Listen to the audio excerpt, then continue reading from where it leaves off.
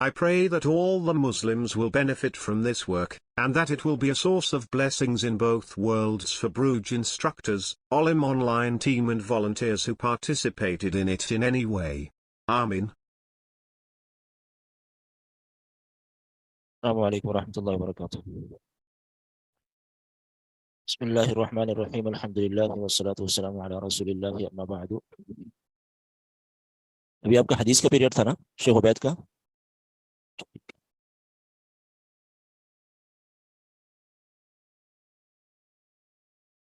اچھا، حدیث کے تعلق سے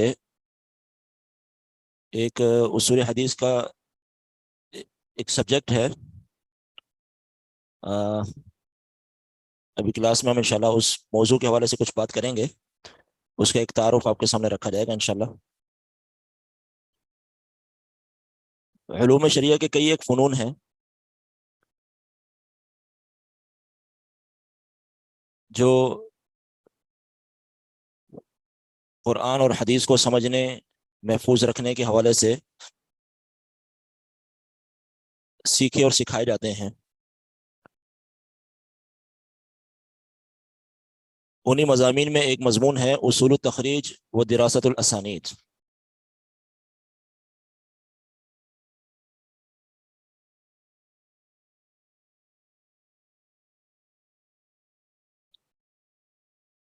اس مضمون کا بنیادی مقصد اور فائدہ یہ ہے کہ کوئی بھی طالب علم کسی بھی حدیث کی تخریج کرنا سیکھ لیتا ہے کہ کسی حدیث کو، اگر میں نے تخریج کا مطلب ہے تلاش کرنا، ڈھونڈنا، تو کسی بھی حدیث، کوئی بھی حدیث اگر میرے سامنے آتی ہے، اس کا حوالہ اگر میں نے تلاش کرنا ہے، اس کی اسانید کو اگر میں نے جمع کرنا ہے، تو وہ کس طرح سے کیا جا سکتا ہے، کیا کیا صورت ہو سکتی ہیں، کون کون سی کتابیں کتب احادیث میں اویلیبل ہیں۔ وعلیکم السلام ورحمۃ اللہ۔ تو اس مضمون کے سمجھنے سے طالب علم حدیث کی تلاش کرنے کے حوالے سے معرفت حاصل کر لیتا ہے۔ ضرورت ہے چلانے؟ نہیں، آپ نے چلانا مسئلہ نہیں۔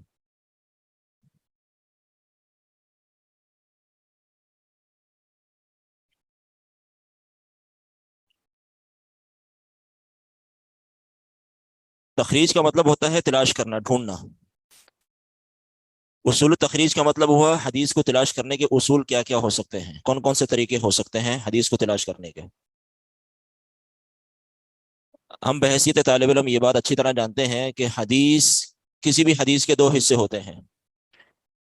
حدیث کا ایک حصہ سند کہلاتا ہے اور دوسرا حصہ متن کہلاتا ہے۔ متن مثال کے طور پر انما الاعمال بالنیات، یہ متن ہے حدیث کا، ٹھیک ہے۔ اور اس متن سے پہلے جو سلسلۃ الرجال ہے، جو اشخاص اور راوی ذکر ہو رہے ہیں، وہ اسناد کہلاتا ہے یا سند کہلاتا ہے۔ یہ دو حصے ہیں۔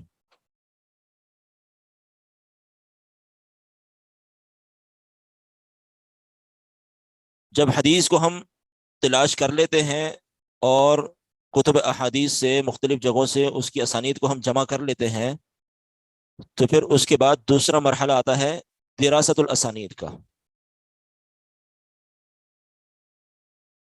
پہلے ہم اس کو سمجھ لیتے ہیں کہ تخریج کیا ہے اور کس کس طریقے سے تخریج کی جا سکتی ہے۔ تخریج، جیسا کہ میں نے پہلے بتایا، کہ تلاش کرنا۔ حدیث کو تلاش کرنے کے 5 طریقے ہو سکتے ہیں عمومی طور پر۔ ایک طریقہ یہ ہے کہ آپ کو حدیث کا پہلا ٹکڑا یاد ہے، کوئی بھی حدیث تھی، اس کا پہلا حصہ، پہلی عبارت، شروع کا جو ٹکڑا ہے وہ آپ کو یاد ہے، آپ کے ذہن میں محفوظ ہے، یہ آپ کو معلوم ہے۔ اب اس حدیث کے اس متن کے اس ٹکڑے کو لے کر آپ مختلف کتابوں میں چھان بین کرتے ہیں اور ان کتابوں کا سہارا لیتے ہیں یا ان کتابوں سے استفادہ کرنے کی کوشش کرتے ہیں جن میں ڈکشنری کی ترتیب کے اعتبار سے، معجم کی ترتیب کے اعتبار سے احادیث جمع کر دی گئی ہیں۔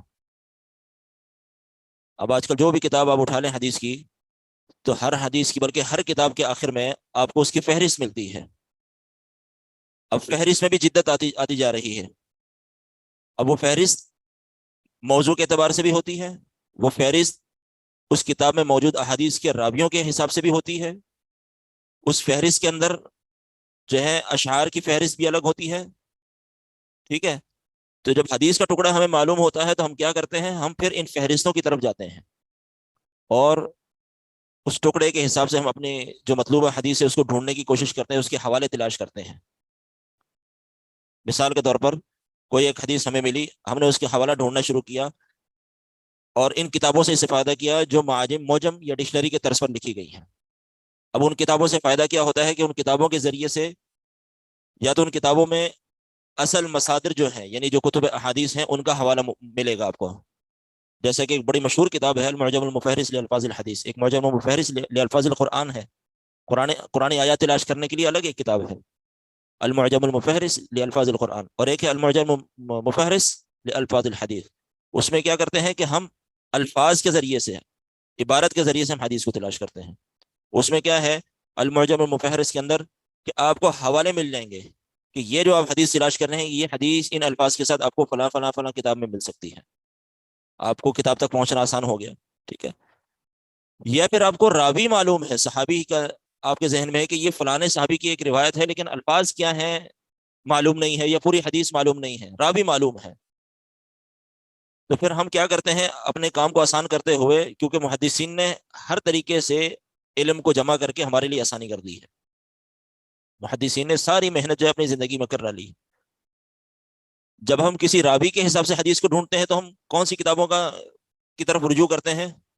نا، رجال کا تعلق سند سے، جی، مسانید کی طرف، مسانید ہے، معاجم ہے، ٹھیک ہے؟ جیسے معجم طبرانی کبیر ہے، معجم طبرانی صغیر ہے، اسی طرح مشیخات ہیں، آپ نے اصول حدیث میں چیزیں پڑھی ہوں گی یقیناً، مشیخات، اجزا، یہ جو کتب ہیں، ان کتب میں عام طور پر محدثین جو ہیں وہ راویوں کی ترتیب سے احادیث کو جمع کرتے چلے جاتے ہیں۔ مطلب سیدنا ابو ہریرہ رضی اللہ تعالیٰ عنہ کی حدیث ایک ہی جگہ مل جائیں گی تمام موضوعات پر، ٹھیک ہے؟ یا پھر بعض محدثین نے اس طرح سے کام کیا ہے کہ انہوں نے اپنے استاد سے جو احادیث پڑھی تھی اس استاد سے پڑھی ہوئی تمام احادیث ایک جگہ جمع کر دی ہیں۔ تو جب آپ کو راوی کا علم ہوتا ہے تو پھر آپ ان کتب سے استفادہ کرتے ہیں جن کتابوں میں حدیثوں کو راویوں کی ترتیب سے جمع کیا گیا ہوتا ہے۔ یہ دوسری صورت ہو گئی، ٹھیک ہے؟ تیسری صورت یہ ہے کہ کوئی حدیث مشہور ہے ایسی لوگوں کی زبان پر ہر جگہ، اب وہ صحیح بھی ہو سکتی ہے، ضعیف بھی ہو سکتی ہے، موضوع بھی ہو سکتی ہے، کوئی بھی حدیث ہو سکتی ہے۔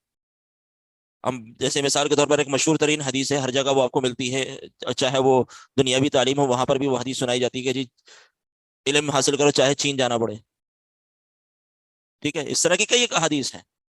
تو اس طرح کی احادیث پر بھی محدثین نے کام کیا ہے اور اس طرح کی مشہور احادیث کو بھی اکٹھا کر دیا ہے۔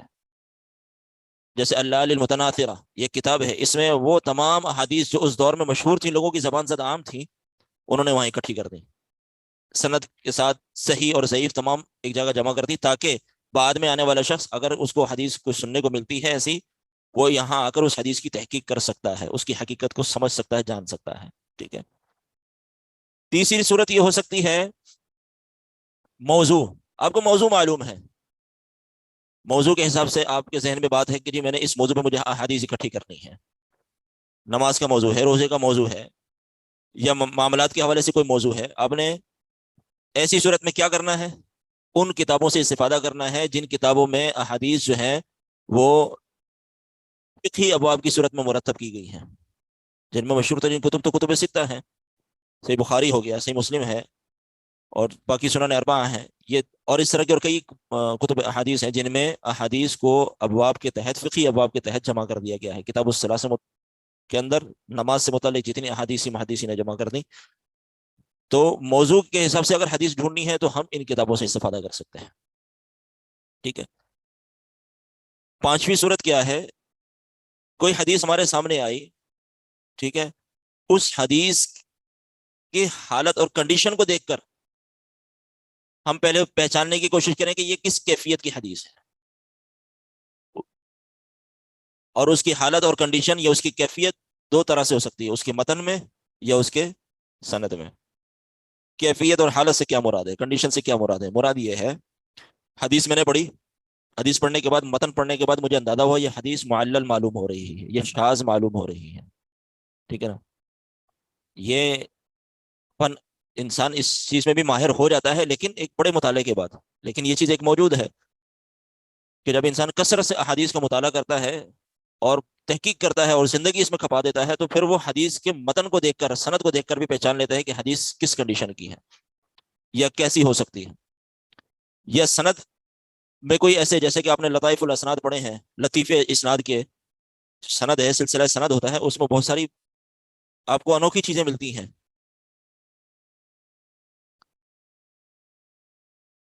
مصطلح میں آپ نے جامع اور سنن نہیں پڑھا؟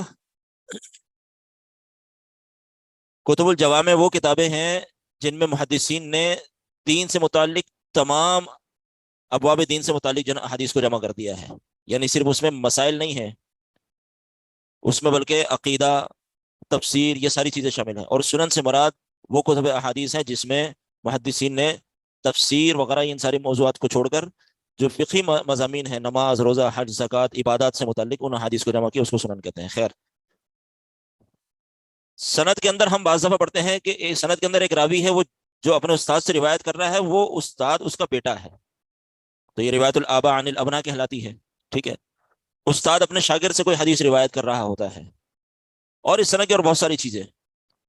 تو جب ہم سند پڑھتے ہیں تو سند کے اندر ہمیں کوئی اس طرح کی چیز نظر آتی ہے، تو پھر ہم جو اس حوالے سے کتب مرتب کی گئی ہیں ان کی طرف رجوع کرتے ہیں آسانی کے لیے، تاکہ ہم آسانی وہاں سے کتابیں جمع کر لیں، اپنا احادیث کو جمع کر لیں. تو یہ 5 صورتیں ہو سکتی ہیں کسی بھی تخریج کے لیے، کسی بھی حدیث کی تخریج کے لیے. یہ 5 صورتیں ہو سکتی ہیں. پہلی صورت کہ راوی آپ کو معلوم ہے، راویوں کے ذریعے سے آپ نے حدیث کو تلاش کرنا ہے. یا پھر آپ کو موضوع معلوم ہے، موضوع کے حساب سے حدیث کو تلاش کرنا ہے. یا پھر آپ کو متن کے ایک ٹکڑا آپ کو یاد ہے، ذہن میں ہے آپ کے، پہلا شروع کا ٹکڑا، تو پھر آپ کتب معاجم کی طرف جو ہے رجوع کریں گے. یا پھر آپ کو کوئی مشہور حدیث ہے، اس کا کوئی بھی ٹکڑا آپ کو یاد ہے، یا کوئی بھی مشہور حدیث آپ نے سنی ہے، تو اس حوالے سے الگ علماء نے کام کیا ہے. ٹھیک ہے. اور 5ویں اور آخری صورت کہ حدیث کی کنڈیشن کو دیکھ کر، اس کو سمجھ کر، پھر آپ اس طرح کی ان کتب کی طرف جو آپ رجوع کریں جن میں اس طرح کی حدیث، مثلا اگر حدیث میں علت نظر آ رہی ہے کہ تو کتاب العلل امام ترمذی رحمۃ اللہ علیہ نے بھی لکھی ہے، اور دیگر ائمہ کی بھی لکھی ہوئی ہے، ان کتابوں کی طرف آپ رجوع کریں تو وہاں پر وہ حدیث آپ کو سند کے ساتھ مل جائے گی. ٹھیک ہے. جب تخریج کر لیتے ہیں حدیث کو، میں نے ڈھونڈنے کے بعد میں نے مختلف جگہوں سے جمع کر لیا، اور جمع کر کے ان کی اسانید کو جمع کر لیا، میرے سامنے 2 4 6 8 10 جو بھی اسانید آ گئی ہیں، تو اگلا جو مرحلہ ہوتا ہے وہ ہوتا ہے دراست الاسانید کا. ٹھیک ہے. ابھی تک تو میں نے حدیث تلاش کی تھی نا، کہ یہ حدیث کا حوالہ کہاں کہاں ہے اور کس سند کے ساتھ یہ حدیث مروی ہے. ابھی بحث یہ نہیں ہو رہی کہ یہ حدیث صحیح ہے یا ضعیف ہے، یہ مرحلہ بعد میں آئے گا. ٹھیک ہے. ابھی صرف ہم حدیث جمع کر رہے ہیں. حدیث جمع کرنے کے بعد، اور یہاں ایک اور بات ذکر کر دوں کہ حدیث جمع کرنے سے مراد یہ ہے کہ ہم اس حدیث کی اسانید کو جمع کر رہے ہیں. یعنی جو اصل جو ہم تحقیق کر رہے ہیں وہ یہ کہ یہ جو حدیث آ رہی ہے، یہ حدیث کن کن اسانید سے مروی ہے.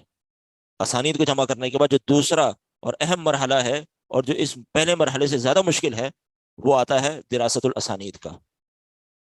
دراست الاسانید کیا ہے؟ ہر حدیث کی سند کے ہر راوی کے بارے میں تحقیق کرنا، یہ دراست الاسانید ہے. ہر حدیث کی سند کے ہر راوی سے متعلق تحقیق کرنا، یہ دراست الاسانید ہے. ہر راوی سے متعلق تحقیق کرنا مطلب اس راوی کو پہچاننے کی کوشش کرنا کہ یہ کون ہے، کہاں سے پڑھا ہے، اس کے مشائخ کا نام کیا ہے، اس کے شاگردوں کا نام کیا ہے، علماء جرح اور تعدیل نے اس راوی کے بارے میں کیا کہا ہے، ثقہ ہے، ضابط ہے. کیونکہ ہم یہ بات اچھی طرح جانتے ہیں کہ صحیح حدیث کی جو ہم نے تعریف پڑھی ہے وہ کیا ہے کہ صحیح حدیث کے اندر 5 چیزوں کا ہونا ضروری ہے. نمبر 1 اتصال سند، نمبر 2 جی عدالت، نمبر 3 ضبط، ٹھیک ہے، نمبر 4 معلول نہ ہو، نمبر 5 شاذ نہ ہو. ٹھیک ہے. ان 5 چیزوں کو ہم نے اکٹھا کرنا ہے، ڈھونڈنا ہے کسی بھی حدیث کے اندر. جب اس سند کے اندر ہمیں یہ چیز مل جائے گی حدیث کے اندر، وہ حدیث صحیح لذاتی ہی ہو جائے گی. ٹھیک ہے. یہ ہم یہ بات جانتے ہیں. اب اسی چیز تک پہنچنے کے لیے اب ہم نے کیا حدیث کو اکٹھی کر رہی. اب ہر راوی کے اوپر ہم تحقیق کر رہے ہیں، اس راوی کو جاننے کی کوشش کر رہے ہیں کہ یہ راوی کون ہے، اور یہ جس سے روایت کر رہا ہے اس کے ساتھ اس کا تعلق کیا ہے بھی کہ نہیں. کہیں ایسا تو نہیں ہے کہ یہ اس کا شاگرد تو نہیں تھا، شاگرد تو کسی اور کا تھا. لیکن بیچ میں سے اس نے اس راوی کو حذف کر دیا ہو، جیسے کہ ارسال کے اندر ہم نے پڑھا ہے، ٹھیک ہے، اس کی تفصیل ایک الگ ہے جو آپ پڑھ چکے ہیں۔ اتصال سند کو پانے کے لیے ہم راویوں کے آپس کے تعلق کو دیکھتے ہیں، ٹھیک ہے، بلکہ سب سے پہلے اگر ہم کہیں کہ سب سے پہلے اس حدیث کی ہر سند کے اندر ہر راوی کو پہلے یہ جاننے کی کوشش کرتے ہیں کہ سارے کے سارے عادل ہیں کہ نہیں ہیں۔ دوسرے مرحلے میں ضابط کی طرف آ جائے کہ ہر راوی ضابط ہے اور کس درجے کا ہے، راوی ثقہ ہے یا نہیں ہے، یہ بھی ہے، اور ثقہ اگر ہے تو کس درجے کا ثقہ ہے، ٹھیک ہے، محدثین نے کیا کہا، معدلین علماء جرح تعدیل نے کیا کہا ہے اس راوی کے بارے میں، اور پھر اس کے بعد ضابط کس درجے کا ضابط ہے، صحیح لذاتی ہی کی طرف حدیث کو اس کا ضبط صحیح حدیث کو صحیح لذاتی ہی بنا رہا ہے یا حسن لذاتی ہی کی طرف لے کے جا رہا ہے، ٹھیک ہے۔ ضبط کو جاننے کے بعد پھر ان روات کا آپس میں تعلق، اتصال سند، کہ یہ راوی جس راوی سے روایت کر رہا ہے یہ آپس میں واقعی استاد شاگرد بھی ہیں کہ نہیں ہے، کوئی انقطاع تو نہیں ہے سند میں، ٹھیک ہے۔ یہ تین چیزیں ہو گئی سند سے متعلق۔ دو چیزیں علت اور شاذ، ان دو چیزوں کا تعلق ہے متن سے۔ متن کے اندر ہم علت ڈھونڈتے ہیں، علت قادحہ جس کو آپ کہتے ہیں۔ علت قادحہ کیا کہ کوئی متن میں کوئی ایسے الفاظ تو نہیں ہے کہ جو اس متن کو جو ہے وہ کوئی ایسی چیز تو نہیں ہے کہ جس کی وجہ سے وہ متن قابل قبول ہے، نہیں ہے، ٹھیک ہے۔ اور شذوذ تو نہیں ہے، شذوذ کیا ہے، ثقات کی مخالفت تو نہیں ہے، ثقات کی مخالفت تو نہیں ہے۔ جب ہم حدیث کو تلاش کرتے ہیں تو حدیث کو تلاش کرنے کے بعد دوسرا مرحلہ یہ ہے دراست الاسانید کا۔ دراست الاسانید میں ہم نے کیا کہا کہ ہر راوی کے بارے میں تحقیق کرنا، یہ دراست الاسانید ہے۔ فائدہ کیا ہوگا؟ فائدہ اس سے یہ ہوگا کہ آپ حدیث کے درجے تک پہنچنے کی کوشش کر رہے ہیں کہ یہ جو حدیث میرے سامنے ہے یہ حدیث کس درجے کی ہے، صحیح ہے، حسن ہے، یا ضعیف ہے، یا موضوع ہے۔ یہ ساری چیزیں آپ پہچانتے ہیں، جانتے ہیں راویوں کو تلاش کرنے کے بعد، ان کی تحقیق کرنے کے بعد، ٹھیک ہے نا۔ یعنی اصول حدیث کے اصول آپ کب لاگو کرتے ہیں؟ جب آپ کو راویوں کے بارے میں علم ہوتا ہے۔ جب تک راویوں کے بارے میں علم نہیں ہوگا آپ ان مصطلحات کا یہاں پر یعنی آپ ان کا تطبیق نہیں دے سکتے۔ اب رجال کو تلاش کرنے کے لیے وزارے کتب چاہیے ہمیں۔ کتب احادیث بھی تقریباً لگ بھگ کوئی 50 کے قریب کتب احادیث ہیں، اگر ہم سب کو تقریباً اگر جمع کریں چھوٹی بڑی ملا کر۔ اسی طریقے سے جب ہم اسانید کی تحقیق پر بات کرتے ہیں تو رجال پر بھی کتب محدثین نے لکھی ہیں، وہ بھی بے پناہ کتابیں ہیں، بے شمار کتب ہیں، مختلف انداز سے لکھی گئی ہیں۔ ان کے لکھے جانے کی 3-4 صورتیں ہیں، محدثین نے کتب رجال کو بھی 3-4 صورتوں میں جمع کیا ہے۔ ایک صورت تو یہ ہے کہ مخصوص کتب کے رجال کو لے کر ان کے راویوں کو ذکر کر دیا ہے اور ان کے حالات زندگی کو بیان کر دیا ہے۔ اس میں مشہور ترین کتب تہذیب الکمال، تہذیب و تہذیب، تقریب و تہذیب وغیرہ یہ کتب ہیں، ٹھیک ہے۔ بعض محدثین نے یہاں تک کام کیا کہ ضعیف راوی ایک کتاب کے اندر جمع کر دیے ہیں۔ اس سے کیا ہے کہ اگر مجھے پتہ چلا کہ یہ راوی ضعیف ہے تو پھر میں اس کی تفصیل مزید جاننے کے لیے میں پھر ان کتب کی طرف، جیسے لسان المیزان ہے حافظ ابن حجر عسقلانی رحمۃ اللہ علیہ کی، حافظ ابن حجر عسقلانی کی رحمۃ اللہ علیہ، تو میں اس کتاب کی طرف جو ہے رجوع کروں گا، وہاں سے اس کی ڈیٹیل نکالوں گا، ٹھیک ہے۔ اسی طریقے سے محدثین نے کتب رجال کو طبقات کی صورت میں بھی لکھا ہے، مطلب محدثین کو طبقات میں تقسیم کر کے ہر طبقے کے راویوں کو ایک جگہ جمع کر دیا۔ طبقات سے کیا مراد ہے؟ جب ہم سلسلہ سند پڑھتے ہیں تو پہلا راوی ایک طبقہ ہے، ٹھیک ہے، اس سے اگلا راوی جو اس کا استاد ہے وہ دوسرا طبقہ ہے، اور اس کو آسان کر کے اگر میں سمجھانے کی کوشش کروں تو اپنا صحابہ کرام کا دور یہ ایک طبقہ ہے، اس کے بعد تابعین کا دور یہ دوسرا طبقہ ہے، تبع تابعین کا دور تیسرا طبقہ ہے، پھر اس کے بعد محدثین جو ہے سال کے اعتبار سے کہ اس سال کے یا اس دور کے کتنے راوی تھے جنہوں نے احادیث کو بیان کیا، وہ ایک طبقہ ہے۔ اس طریقے سے وہ سال کے حساب سے طبقات کو تقسیم کرتے چلے جاتے ہیں، ٹھیک ہے۔ تو بعض محدثین نے جو ہے وہ کتب رجال مرتب کی ہیں طبقات کی صورت میں، ٹھیک ہے جی۔ یا اسی طرح مخصوص علاقوں کے محدثین کے حالات زندگی ایک جگہ جمع کر دیے ہیں، یا مخصوص خاندان یا قبیلے سے تعلق رکھنے والے محدثین کو ایک جگہ جمع کر دیا، راویوں کو جمع کر دیا، جیسے کتب الانصاب ہے۔ یہ کتب الانصاب جو یعنی خاندانی حوالے سے جو مشہور ہیں، جو راوی مشہور ہے، ان کو اس جگہ جمع کیا کہ یہ فلانے خاندان کے یہ راوی ہیں، فلانے قبیلے سے تعلق رکھنے والے یہ محدثین اور روات الحدیث ہیں۔ اسی طریقے سے ضعیف راوی بھی جمع کر دی ہے، اسی طریقے سے ثقہ راوی ایک جگہ جمع کر دی ہے، جیسے کتاب الثقات حافظ ابن حبان رحمۃ اللہ علیہ کی ہے، ٹھیک ہے، کتاب الثقات ہے، ٹھیک ہے، اور کئی ایک محدثین تذکرۃ الحفاظ ہے، ٹھیک ہے، طبقات الحفاظ جلال الدین سیوطی رحمۃ اللہ علیہ کی ہے۔ کہنے کا مقصد کہ جب ہم دراست الاسانید کی طرف آتے ہیں تو پھر ہم آسانی کے لیے اپنے اس حدیث کو جو ہم نے جس کتاب سے اس کو اکٹھا کیا ہے، جمع کیا ہے، مثال کے طور پر اگر وہ حدیث ہمیں سنن نسائی، سنن ترمذی اور سنن ابن ماجہ ان کتابوں سے ملی ہے، تو پھر ہم کیا کرتے ہیں، ہم ان کتب کی طرف رجوع کرتے ہیں اور کوشش کرتے ہیں کہ ہم ان کتابوں سے ان راویوں سے متعلق جاننے کی کوشش کریں جن کتابوں میں ان کتب کے راویوں کی حالات زندگی جمع کیے گئے ہیں۔ اور وہ کون سی ہیں؟ وہ میں نے جیسے پہلے نام لیا، تہذیب الکمال، تہذیب التہذیب، ٹھیک ہے، اس میں کتب تسعہ ہیں، ان کے اندر مسند احمد بھی ہے، سنن دارمی بھی ہے، موطا مالک ہے، باقی کتب ستہ ہیں۔ ان 9 کتابوں کے راوی، جی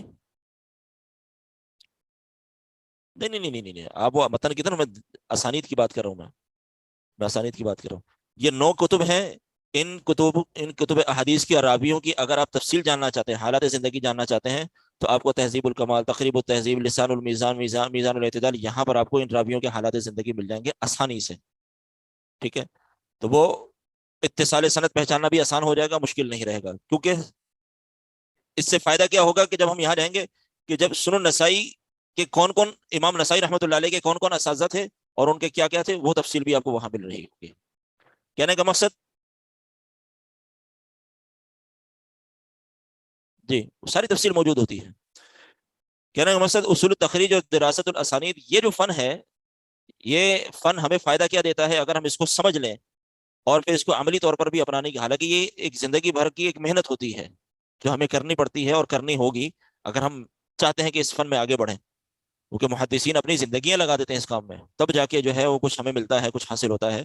جیسے کہ امام علامہ ناصر الدین البانی رحمۃ اللہ علیہ کا قول ہے، ہم نے بعض اساتذہ سے سنا، وہ کہتے تھے کہ میری زندگی کے 50 سال، میں نے اپنی زندگی کے 50 سال علم حدیث کو دیے ہیں، جب میں کسی حدیث پر حکم لگاتا ہوں تو اس حدیث کی میرے سامنے جمیع اسانید ہوتی ہیں، یعنی میرے سامنے سب اسانید ہوتی ہیں، تب جا کے میں اس حدیث پر حکم لگاتا ہوں۔ مطلب ہم کہتے ہیں نا کہ بعض دفعہ بعض لوگ تنقید کر جاتے ہیں، تو کہنے کا مقصد کہ اس فن کے سمجھنے سے، اس علم کے سیکھنے سے ہمیں یہ فائدہ حاصل ہوتا ہے کہ ہمارے لیے یہ تخریج کا کام کیسے کرنا ہے آسان ہو جاتا ہے، پھر تخریج کے بعد دراسہ کا کام کیسے کرنا ہے آسان ہو جاتا ہے، ٹھیک ہے، تو یہ اس فن کا ایک فائدہ ہے بہت بڑا جو اس کے سیکھنے سے ہمیں حاصل ہوتا ہے۔ کائنڈلی لکھتے ہیں، کس چیز کا نام لکھنا ہے؟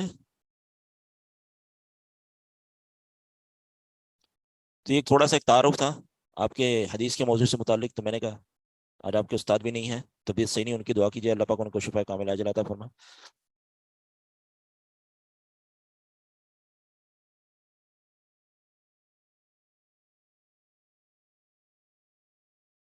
نہیں نہیں، طبیعت صحیح نہیں ہے، طبیعت صحیح، ہو سکتا ہے واپس آ گئے، کوئی سوال ایسے سوال، کوئی بات؟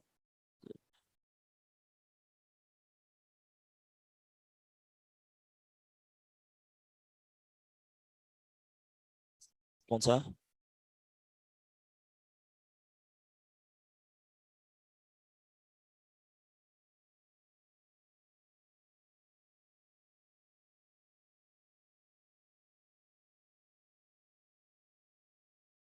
وہ تو بہت ساری ہیں، موضوعات ہے۔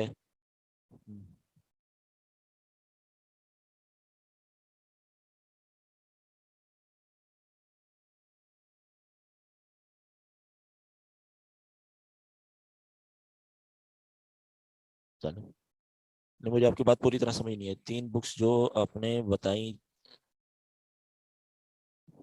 تہذیب الکمال ہے، تہذیب التہذیب ہے، کتب تو بہت ساری ہیں، تقریب التہذیب ہے، اس میں سب سے مختصر اور جامع جو کتاب ہے وہ ہے تقریب التہذیب، ایک جلد کے اندر ہے۔ اچھا استاد مجھے راوی سب مل جائیں گے، تفصیل نہیں ہے، تفصیل نہیں ہے، لیکن اس کتاب کو پڑھنے سے پہلے اس کا مقدمہ پڑھ لیں، پھر وہ کتاب سمجھنا آسان ہو جائے گی. کیونکہ دیکھیں یہاں، اچھا وہ آپ نے ایک سوال کیا، یہاں ایک اور بات آپ کے سوال سے میرے ذہن میں آئی ہے. کوئی بھی کتاب مطالعہ کرنے سے پہلے اس کے مقدمے کو لازمی پڑھا جائے. وجہ کیا ہے کہ وہ کتاب کا وہ مقدمہ کتاب کا خلاصہ ہوا کرتا ہے، کتاب کو سمجھنے میں بہت مدد دیتا ہے. محدثین نے اور دیگر ائمہ نے جو کتب لکھی ہیں، وہ ہر ایک نے اپنے ایک ترتیب سے، اپنے ایک انداز سے لکھی ہیں. ٹھیک ہے. تو حافظ بن حجر اسقلانی رحمۃ اللہ علیہ نے مختصر تو کیا ہے اس کو، ٹھیک ہے نا، کہ اس میں تفصیل نہیں ہے، لیکن اس مختصر کے اندر بھی آپ بہت سارے حکم نکال سکتے ہیں. لیکن اس کو سمجھنے کے لیے اس سے پہلے اس کا مقدمہ پڑھیں، کیونکہ مقدمے کے اندر مصنف جو ہے مقدمے کے اندر یہ تحریر اپنا تفصیل لکھ دیتا ہے کہ میری اس کتاب کی ترتیب کیا ہے، کس بات کا کیا مطلب ہوگا، یا کس بات کا، کس جملے کا میں نے کیا مطلب لیا ہے، پوری تفصیل لکھتا ہے، اصطلاحات بیان کرتا ہے. سب اپنے جو اس کتاب سے متعلق جو باتیں ہوتی ہیں مقدمے کے اندر موجود ہوتی ہیں. ٹھیک ہے. تو بالخصوص جب ہم اپنا علوم شریعہ کے حوالے سے بات کرتے ہیں تو تمام کتب کا یہی معاملہ ہے. سب میں مقدمہ 1 صفحے کا یا 20 صفحے کا مقدمہ اہم ہے اور لازمی ہے. جب تک وہ ہم نے نہیں پڑھا، ہمیں پوری کتاب پڑھ جب سمجھ میں نہیں آئے گی. نہیں وہ مقدمہ الگ چیز ہے، جو آپ مقدمے کی آپ بات کر رہے ہیں صحیح مسلم کا اور صحیح بخاری کا، وہ الگ چیز ہے. ٹھیک ہے. میں مقدمے کی بات کر رہا ہوں، میں مقدمے کی بات یہ کر رہا ہوں کہ اس مقدمے کے اندر جو ہے کتاب کی ترتیب کیا ہے، اور میں نے کہاں کہاں کیا ہے اصطلاحات استعمال کی ہیں ان کو بیان. جی فنی کتب پر، بالخصوص فنی کتب پر. ٹھیک ہے نا. وہ جو مقدمہ مسلم کی بات کریں وہ الگ چیز ہے، اس میں تو انہوں نے احادیث جمع کی ہے نا، عقیدے سے متعلق، ایمان سے متعلق. جی جو بنیادی اپنا اصول اور ضوابط ہیں ایک بحثیت مسلمان اور اسلام کے حوالے سے، وہ چیزیں. جی ہاں. لیکن میں جو مقدمے کی بات کر رہا ہوں وہ ہے کہ کتاب کس ترتیب سے لکھی گئی ہے. تو آپ نے سوال کیا نا کہ اس میں تفصیل نہیں ہے، تفصیل نہیں ہے پھر بھی تفصیل ہے. تقریب التہذیب تفصیل نہ ہونے کے باوجود مفصل کتاب ہے، اگر ہم نے اس کے مقدمے کو پہلے پڑھا. فہم کو سمجھ.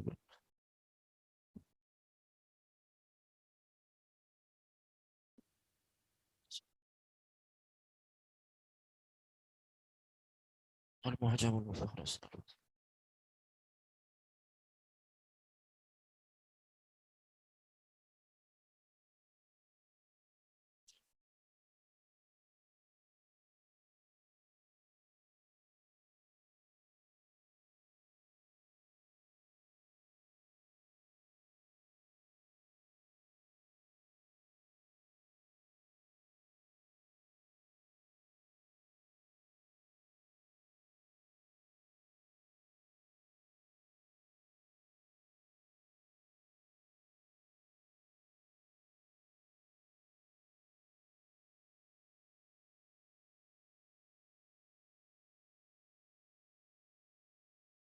جی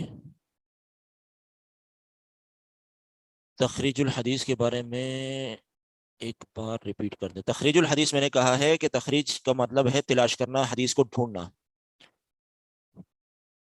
کتب احادیث کے اندر، مصادر کے اندر حدیث کو تلاش کرنا، اور حدیث کو تلاش کرنے کا مقصد کیا ہے کہ حدیث سند کے ساتھ ہم ڈھونڈتے ہیں تاکہ ہم یہ جان سکیں کہ حدیث کی صحت کے اعتبار سے کیا حیثیت ہے جو حدیث ہم سن رہے ہیں، اور ہمیں اس کے حوالے مل سکے کہ واقعی حدیث موجود ہے بھی ہے کہ نہیں ہے.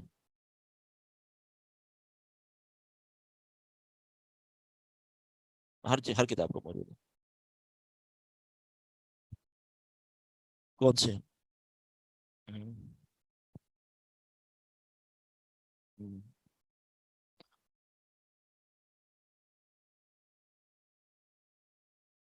امام مزی ہے، موزی نہیں ہوتا، امام مزی ہے. مزی. امام مزی کی تو کوئی کتاب نہیں ہے بڑے علم میں. فہرست پہ نہیں ہے، فہرست پہ نہیں ہے، وہ کچھ اور ہوگی.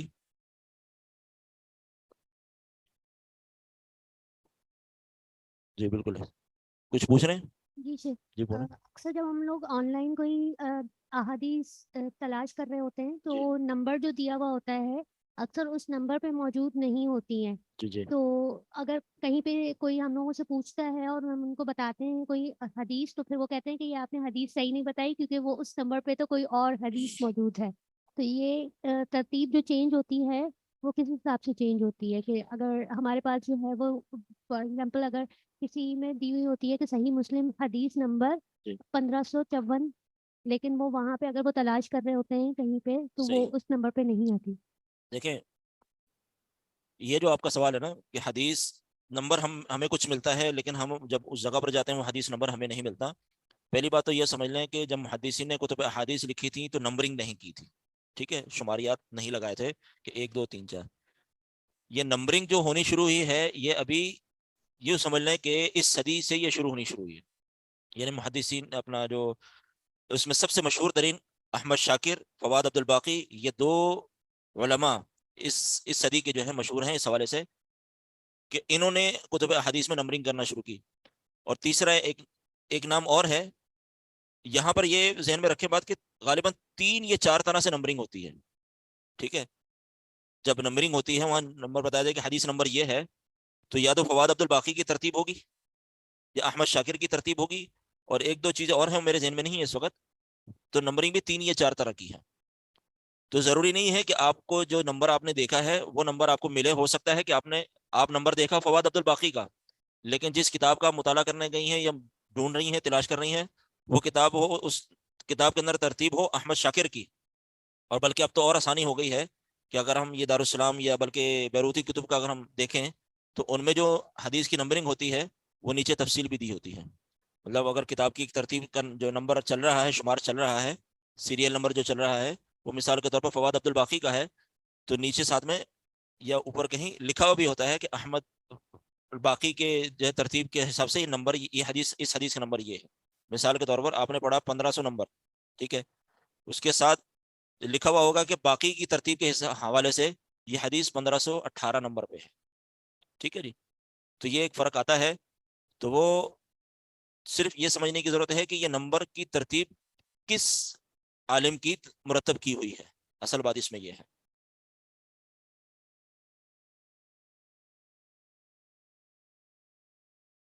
جی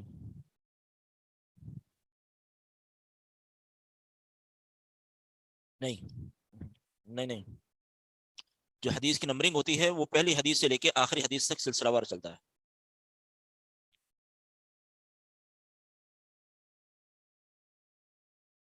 یہ نمبر ان کے نہیں ہے, یہ نمبر ان کے نہیں ہے. ہاں وہ سمجھ گیا میں جو آپ بات کر رہے ہیں, یہ نمبر ان کے دیے ہوئے نہیں ہیں, یہ نمبر کمپوزر کے ہیں. یعنی جنہوں نے کمپیوٹر سے کمپوز کر کے اس کو مرتب کیا یہ وہ لگا رہے ہیں کہ 1 2 3 4. اس سے ہمیں یہ فائدہ ہو جاتا ہے کہ ہم اس باب میں کتنی حدیثیں آ رہی ہیں پتہ چل جاتا ہے. لیکن جو اصل جو حوالے والا اگر ہم حوالہ دے رہے ہیں کسی کو تو وہ اہمیت جس نمبر کو حاصل ہے وہ یہ ہے. ٹھیک ہے نا.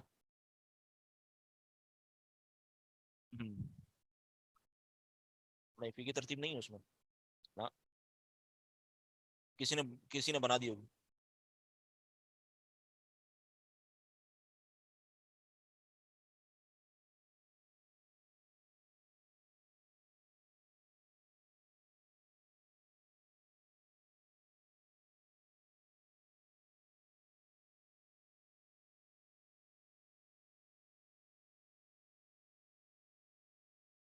یہ اور چیز ہوگی.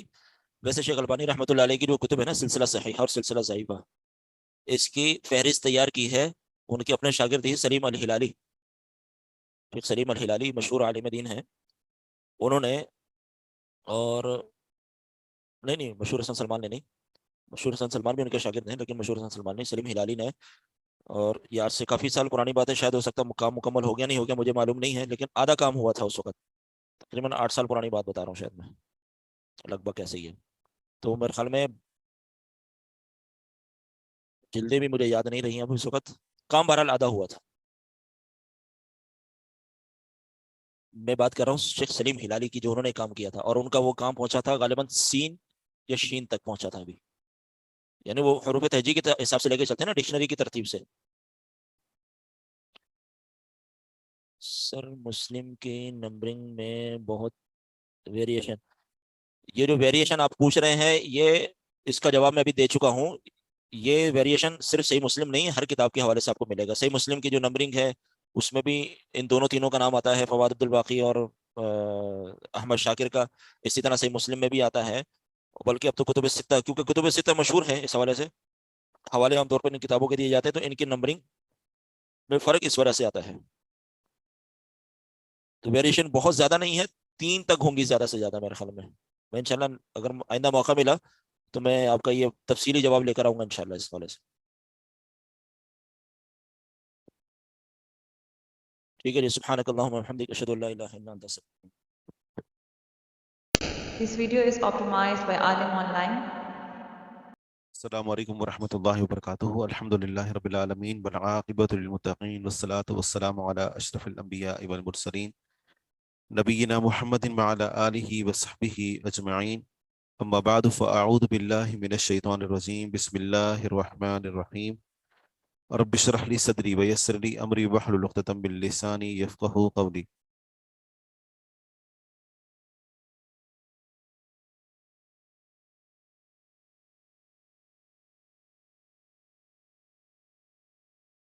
باب القراءۃ فی الخطبہ، یہیں سے پڑھیں گے.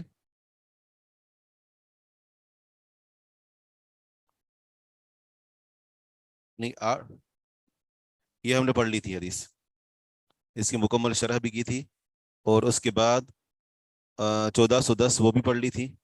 ان ابنی ھذا سید، حسن رضی اللہ عنہ کے بارے میں جو فرمایا تھا. باب القراءۃ فی الخطبہ، جی ہاں 1411. یہ باب ہے کہ خطبے میں قراءت کرنا، دوران خطبہ تلاوت کرنا. قرآن کریم کی تلاوت کرنا رسول اکرم صلی اللہ علیہ وسلم کے خطبے کا ایک حصہ ہوا کرتا تھا. تو امام کے خطبے کے لیے جو لازمی امور ہیں تو حمد و ثنا، اما بعد، اور اس کے بعد قرآن کریم کی تلاوت، نصیحت اور مسلمانوں کے لیے دعا. تو قرآن کریم بھی اس کا ایک جز اور اس کا ایک حصہ ہے. امام شافعی رحمہ اللہ کے نزدیک قرآن کریم کی تلاوت کے بغیر خطبہ ناقص ہے. قرآن کریم کی تلاوت کتنی ہونی چاہیے؟ اتنی کہ جس کے اوپر تلاوت کا اطلاق ہو سکے، چاہے وہ 1 یا 2 آیات ہی کیوں نہ ہو. اور اگر بالکل اس نے تلاوت نہیں کی تو خطبۃ الحاجہ کے اندر جو آیات اس نے تلاوت کر لی تو وہ اس کے قائم مقام ہو جائیں گی. اور اگر خطبۃ الحاجہ میں بھی تلاوت نہیں کی اور پورے خطبے میں بھی اس نے کوئی آیت تلاوت نہیں کی تو پھر اس کا خطبہ ناقص ہے. کیا ایسا ممکن ہے کہ کوئی انسان پورا خطبہ دے اور خطبے میں کوئی آیت نہ پڑھے؟ جی ہاں ایسا ممکن ہے. پچھلے دنوں ہمارے ہاں ایک موٹیویشنل اسپیکر ہیں، وہ آئے تھے. انہوں نے ماشاءاللہ بڑے دھوم دھام سے جو نا وہ جمعہ پڑھایا، اور ان کا انداز یہ تھا کہ ان کا ایک پاؤں ممبر کے ایک سیڑھی پر، دوسرا دوسری سیڑھی پر، مختلف قسم کے جو نا وہ اسٹائل لگا لگا کر انہوں نے ماشاءاللہ جمعہ پڑھایا، اور ایک آیت تلاوت نہیں کی. صرف اپنے قصے، کہانیاں، اپنی کامیابی، اپنی ناکامی، اور لوگوں نے جو ان کے ساتھ جلن کی اور ان کو ساتھ حسد کیا، ان کو ناکام کرنے کی کوشش کی، تو وہ صرف جو ہے اس پورے خطبے کے اندر اس طرح کی باتیں بتاتے رہے. جی ہاں، اپنی آپ بیتیاں اور لوگوں کو اکساتے کہ تم نے دنیا میں آگے بڑھنا ہے، کامیاب ہونا ہے، لوگ تمہارے دشمن ہوں گے، تمہارے مخالف ہوں گے. یعنی اتنا انہوں نے ڈرا دیا کہ خطبے کے بعد لگ رہا تھا کہ ہر بندہ دوسرے کا دشمن ہے. تو خیر، لوگ ایسے ہوتے ہیں کہ پورا خطبے کے اندر ایک بھی آیت تلاوت نہ کریں. قرآن کریم کی تلاوت کرنا ضروری ہے. عن ابنت حارثة بن النعمان قالت حفظت قاف والقرآن المجید من فی رسول اللہ صلی اللہ علیہ وسلم وهو علی المنبر یوم الجمعہ. حارثہ بن نعمان کی بیٹی سے روایت ہے رضی اللہ تعالی عنہ، فرماتی ہیں میں نے سورہ قاف والقرآن المجید سے مراد سورہ قاف، اس کو میں نے یاد کیا من فی رسول اللہ. یہ جو لفظ نا فی، اصل میں یہ فمن تھا، رسول اکرم صلی اللہ علیہ وسلم کے منہ مبارک سے. یہ فی حرف جر نہیں ہے، بلکہ فی یہاں پر مراد فم ہے. رسول اکرم صلی اللہ علیہ وسلم کے منہ مبارک سے، وہو علی المنبر، اس حال میں کہ آپ علیہ الصلوۃ والسلام منبر پر ہوا کرتے تھے جمعے کے دن. آپ علیہ الصلوۃ والسلام اس کی تلاوت اس لیے فرمایا کرتے تھے کہ اس کی چھوٹی چھوٹی آیات ہیں اس سورہ مبارکہ کی، اور اس میں موت، جنت، جہنم، میدان حشر ان تمام چیزوں کا ذکر کیا گیا ہے۔ تو اس بنا پر آپ علیہ الصلوۃ والسلام اس کو تلاوت کرتے اور مخاطب عرب ہوتے تو سارا کا سارا معنی وہ سمجھتے تھے، تو انہیں باتوں کو بار بار دہرایا کرتے تھے۔ لیکن موجودہ دور میں چونکہ وقت بہت کم ہوتا ہے، اور اگر صرف اسی ہی کی تلاوت سورہ مبارکہ کی تلاوت کی جائے تو ظاہر سی بات ہے کہ ایک اچھا خاصا وقت اس کی تلاوت کے لیے درکار ہوگا، اور پھر اس کے بعد ترجمے کے لیے۔ تو یہ بہرحال ایک سنت عمل ہے، واجب نہیں ہے، لیکن تلاوت کرنا ضروری ہے، چاہے وہ کچھ آیات ہی کیوں نہ ہوں کہ جس کے اوپر تلاوت کا اطلاق ہو سکے۔ تو یہ کب ہوتا تھا؟ نماز میں، خطبے میں؟ خطبے کے اندر، جی ہاں۔ باب الاشارتی فی الخطبۃ،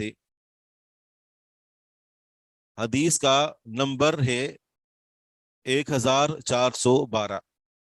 عن حسین ان بشر بن مروان رفع یدیہ یوم الجمعۃ علی المنبر، بشر بن مروان نے اپنے دونوں ہاتھ اٹھائے جمعے کے دن ممبر پر، یعنی ممبر پر خطبہ دے رہے تھے اور دونوں ہاتھوں کو اٹھا اٹھا کر جوش خطابت میں اشارے کر رہے تھے۔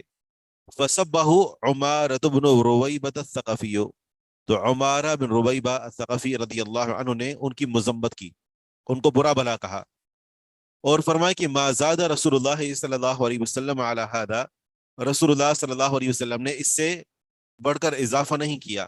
وَأَشَارَ بِإِصْبَعِهِ السَّبَابَةِ، اور عمارہ بن ربیبہ رضی اللہ عنہ نے اپنی شہادت کی انگلی کے ساتھ اشارہ کیا۔ نبی اکرم صلی اللہ علیہ وسلم خطبے کے دوران اشارہ کرتے تھے اپنی انگلی کے ساتھ، اور ظاہری بات ہے کہ انگلی کو اٹھانے کے لیے ہاتھ کو بھی حرکت دینا ہوگا۔ تو اگر کبھی کبھار ہاتھ اگر اٹھ جائے تو یہ اس کی تو گنجائش نکل سکتی ہے، لیکن اگر انسان اپنا معمول بنا لے اور دونوں ہاتھوں کو بلند لے جائے، دونوں ہاتھوں کو اٹھا اٹھا کر اشارہ کرے، تو یہ خلاف سنت ہے۔ وجہ کیا ہے؟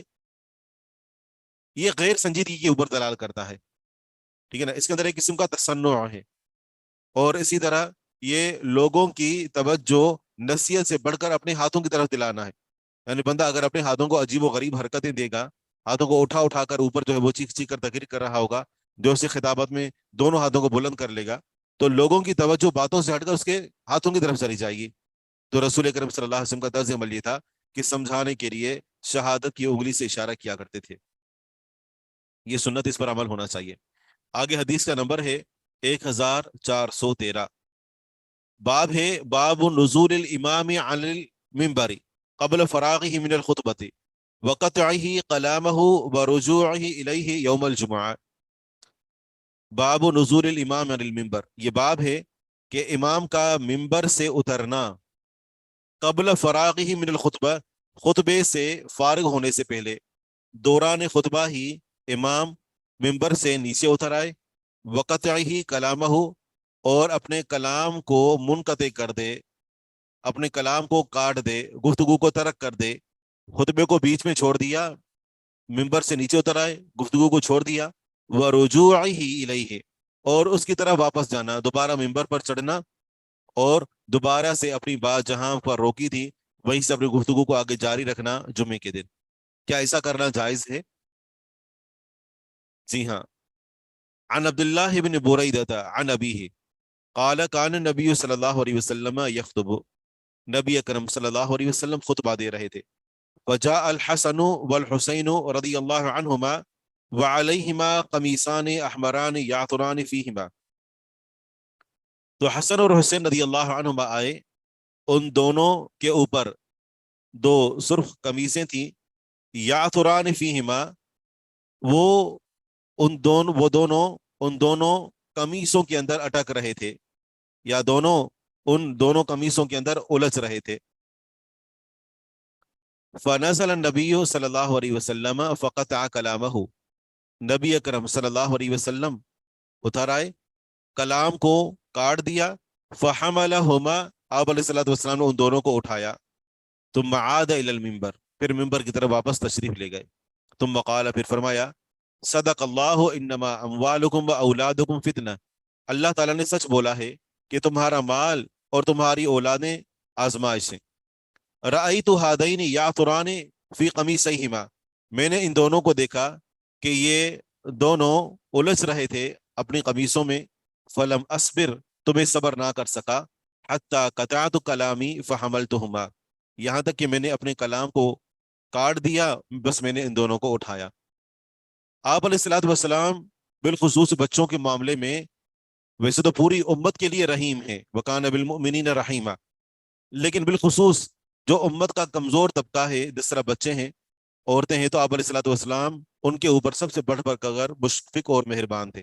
آپ علیہ الصلوۃ والسلام کی جو پدری شفقت تھی اپنے بچوں کے لیے، اور پھر اوپر سے وہ بھی بچے، ایک باپ کی اپنی اولاد کے لیے جو محبت ہوتی ہے، اور بالخصوص وہ کہ جو بچے ہوں، اور وہ محبت بھی رسول اللہ صلی اللہ علیہ وسلم کی کہ جس میں رحمت بھی اپنے عروج پر ہو، تو آپ علیہ الصلوۃ والسلام سے صبر نہ ہو سکا۔ ممکن ہے کہ ہم اپنے بچے کو اس طرح دیکھیں، ہم لحاظ مروت کے اندر کھڑے رہیں، اپنے اوپر برداشت کر لیں، کنٹرول کر لیں، لیکن نبی علیہ الصلوۃ والسلام کی نزدیک ایک قسم کا تکلف تھا۔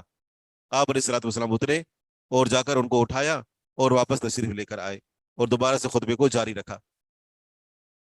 پھر یہ جو فرمایا انما اموالکم و اولادکم فتنہ، یہ آپ علیہ الصلوۃ والسلام نے یہ آیت کریمہ اس لیے تلاوت نہیں کی کہ آپ نے جو طرز عمل کیا وہ غلط تھا، کہ ظاہری بات ہے کہ اگر آپ علیہ الصلوۃ والسلام ان کو نہ اٹھاتے تو بار بار توجہ ان کی طرف جاتی، اور اگر گر پڑتے تو آپ علیہ الصلوۃ والسلام جا کر ویسے ہی اٹھاتے، کیونکہ اگر گر پڑتے تو کوئی اور جماعتی تو نہیں اٹھتا نا، کوئی اور مسلمان نہیں اٹھتا، کیونکہ اس کی نماز اس کا خطبہ عبث ہو جاتا ایسی صورت میں۔ تو اس بنا پر آپ علیہ الصلوۃ والسلام خود نیچے اتر آئے اور آ کر ان کو اٹھایا۔ یہ آیت کریمہ اس لیے تلاوت کی کہ یہ آزمائش ہیں، اور اگر کوئی اس آزمائش پر پورا اترے تو کوئی حرج کی بات نہیں ہے، لیکن اگر کوئی اس آزمائش پر پورا نہیں اترتا کہ وہ عبادات اس کے، یعنی وہ اولاد اور اس کا مال اس کو عبادات سے غافل کیے رکھتے ہیں، تو پھر یہ فتنہ ہے، تو پھر یہ اس کے لیے سزا ہے، اور وہ آزمائش میں پورا نہ اترا، اور اکثر ہمارا یہی معاملہ ہے۔ تو حدیث سے معلوم ہوا کہ اگر کوئی اس طرح کا عذر پیش آ جائے، اور یہ بھی عذر ہے، لیکن یہ بھی شریعت کی نظر میں عذر ہے، تو انسان کسی حاجت کے پیش نظر اپنے کلام کو مکمل کیے بغیر ممبر سے نیچے آئے، اپنا ضروری کام کرے اور دوبارہ سے ممبر پر چلے جائے، تو اس میں کوئی حرج نہیں ہے۔ اچھا، اگر وضو ٹوٹ جائے بالفرض خطیب کا، تو پھر دوران خطبہ کیا اس کے لیے خطبے کو توڑ کر وضو کرنے کے لیے جانا ضروری ہے، یا خطبہ مکمل کرے گا اور اس کے بعد نماز سے پہلے پہلے وضو کر لے؟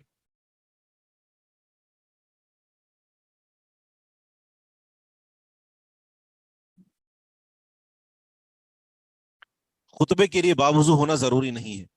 اگر انسان یعنی دوران خطبے کو ترک کر کے اور جانا چاہتا ہے، وضو کر کے آنا چاہتا ہے، تو جائز ہے، لیکن اگر خطبے کو مکمل کرتا ہے اور پھر جا کر وضو کر کے آتا ہے اور نماز پڑھاتا ہے تو بھی درست ہے۔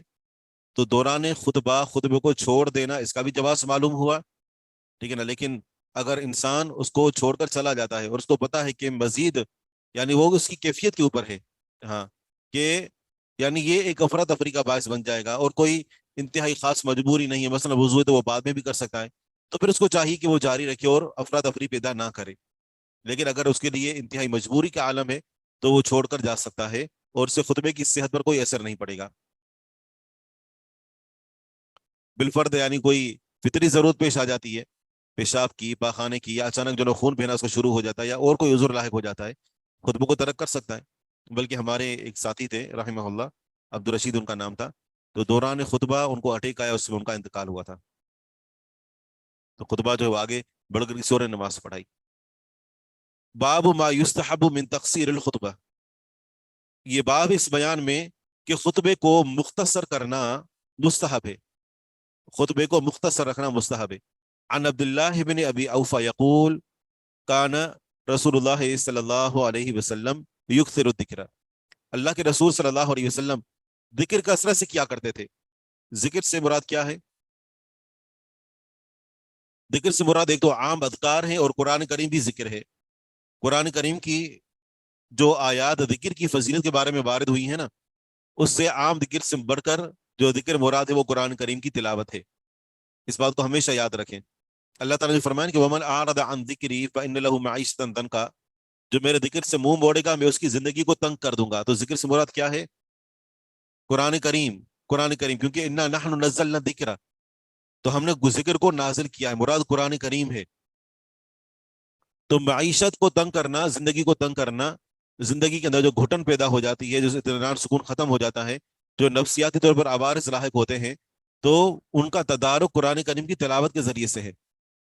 انسان کے اندر جو اندھیرا چھا جاتا ہے، جو ایک دھواں سا محسوس ہوتا ہے، جو ایک بوجھ دل پر محسوس ہوتا ہے، جو گھبراہٹ، بے چینی، بے سکونی، تو اس کو ختم کرنے کا ایک ہی ذریعہ ہے، اور وہ ہے قرآن کریم کی تلاوت۔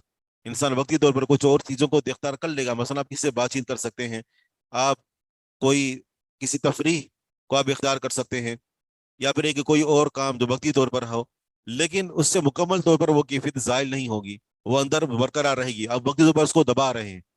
حل اصل میں قرآن کریم کی تلاوت کے اندر ہی ہے۔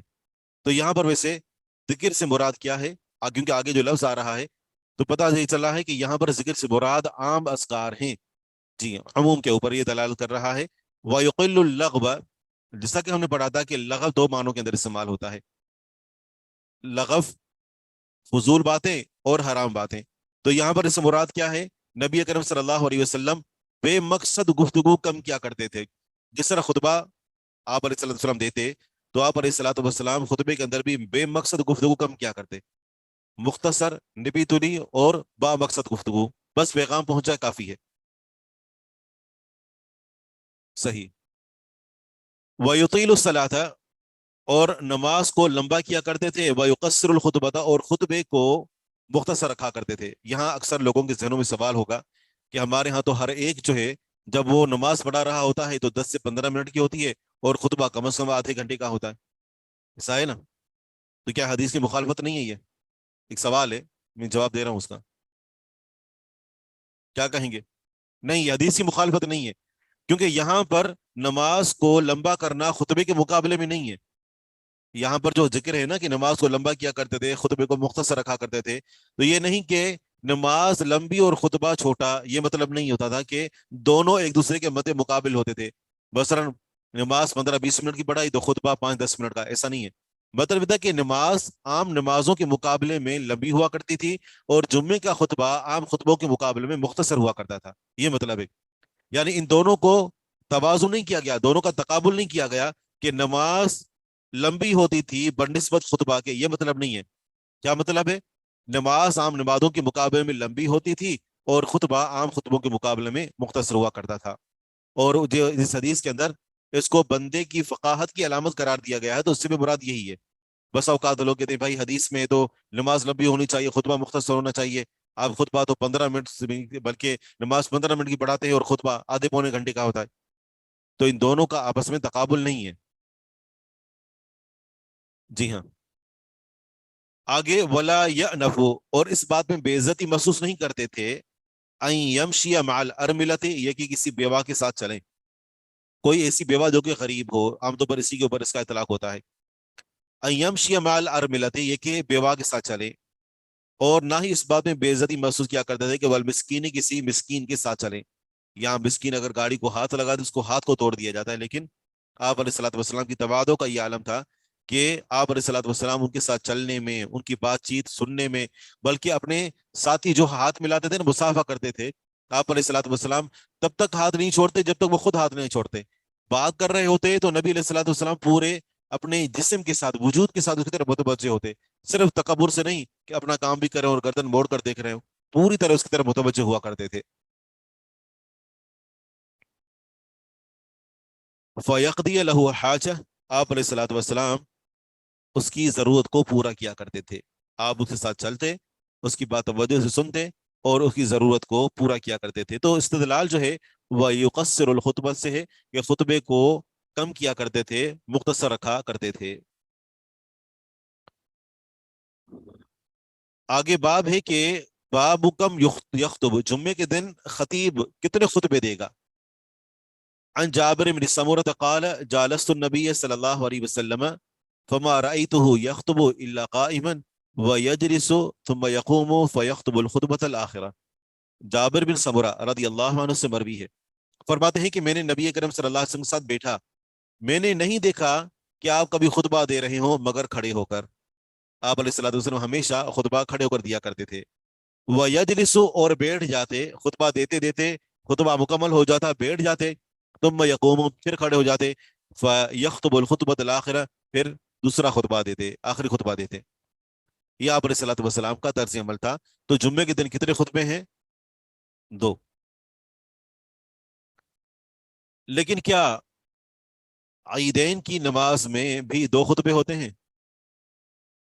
نہیں، عیدین کی نماز کے لیے جو عید کی نماز کے بعد خطبہ دیا جاتا ہے وہ خطبہ ایک ہی ہوتا ہے، اس میں بیٹھنا کسی صحیح حدیث سے ثابت نہیں ہے. صحیح.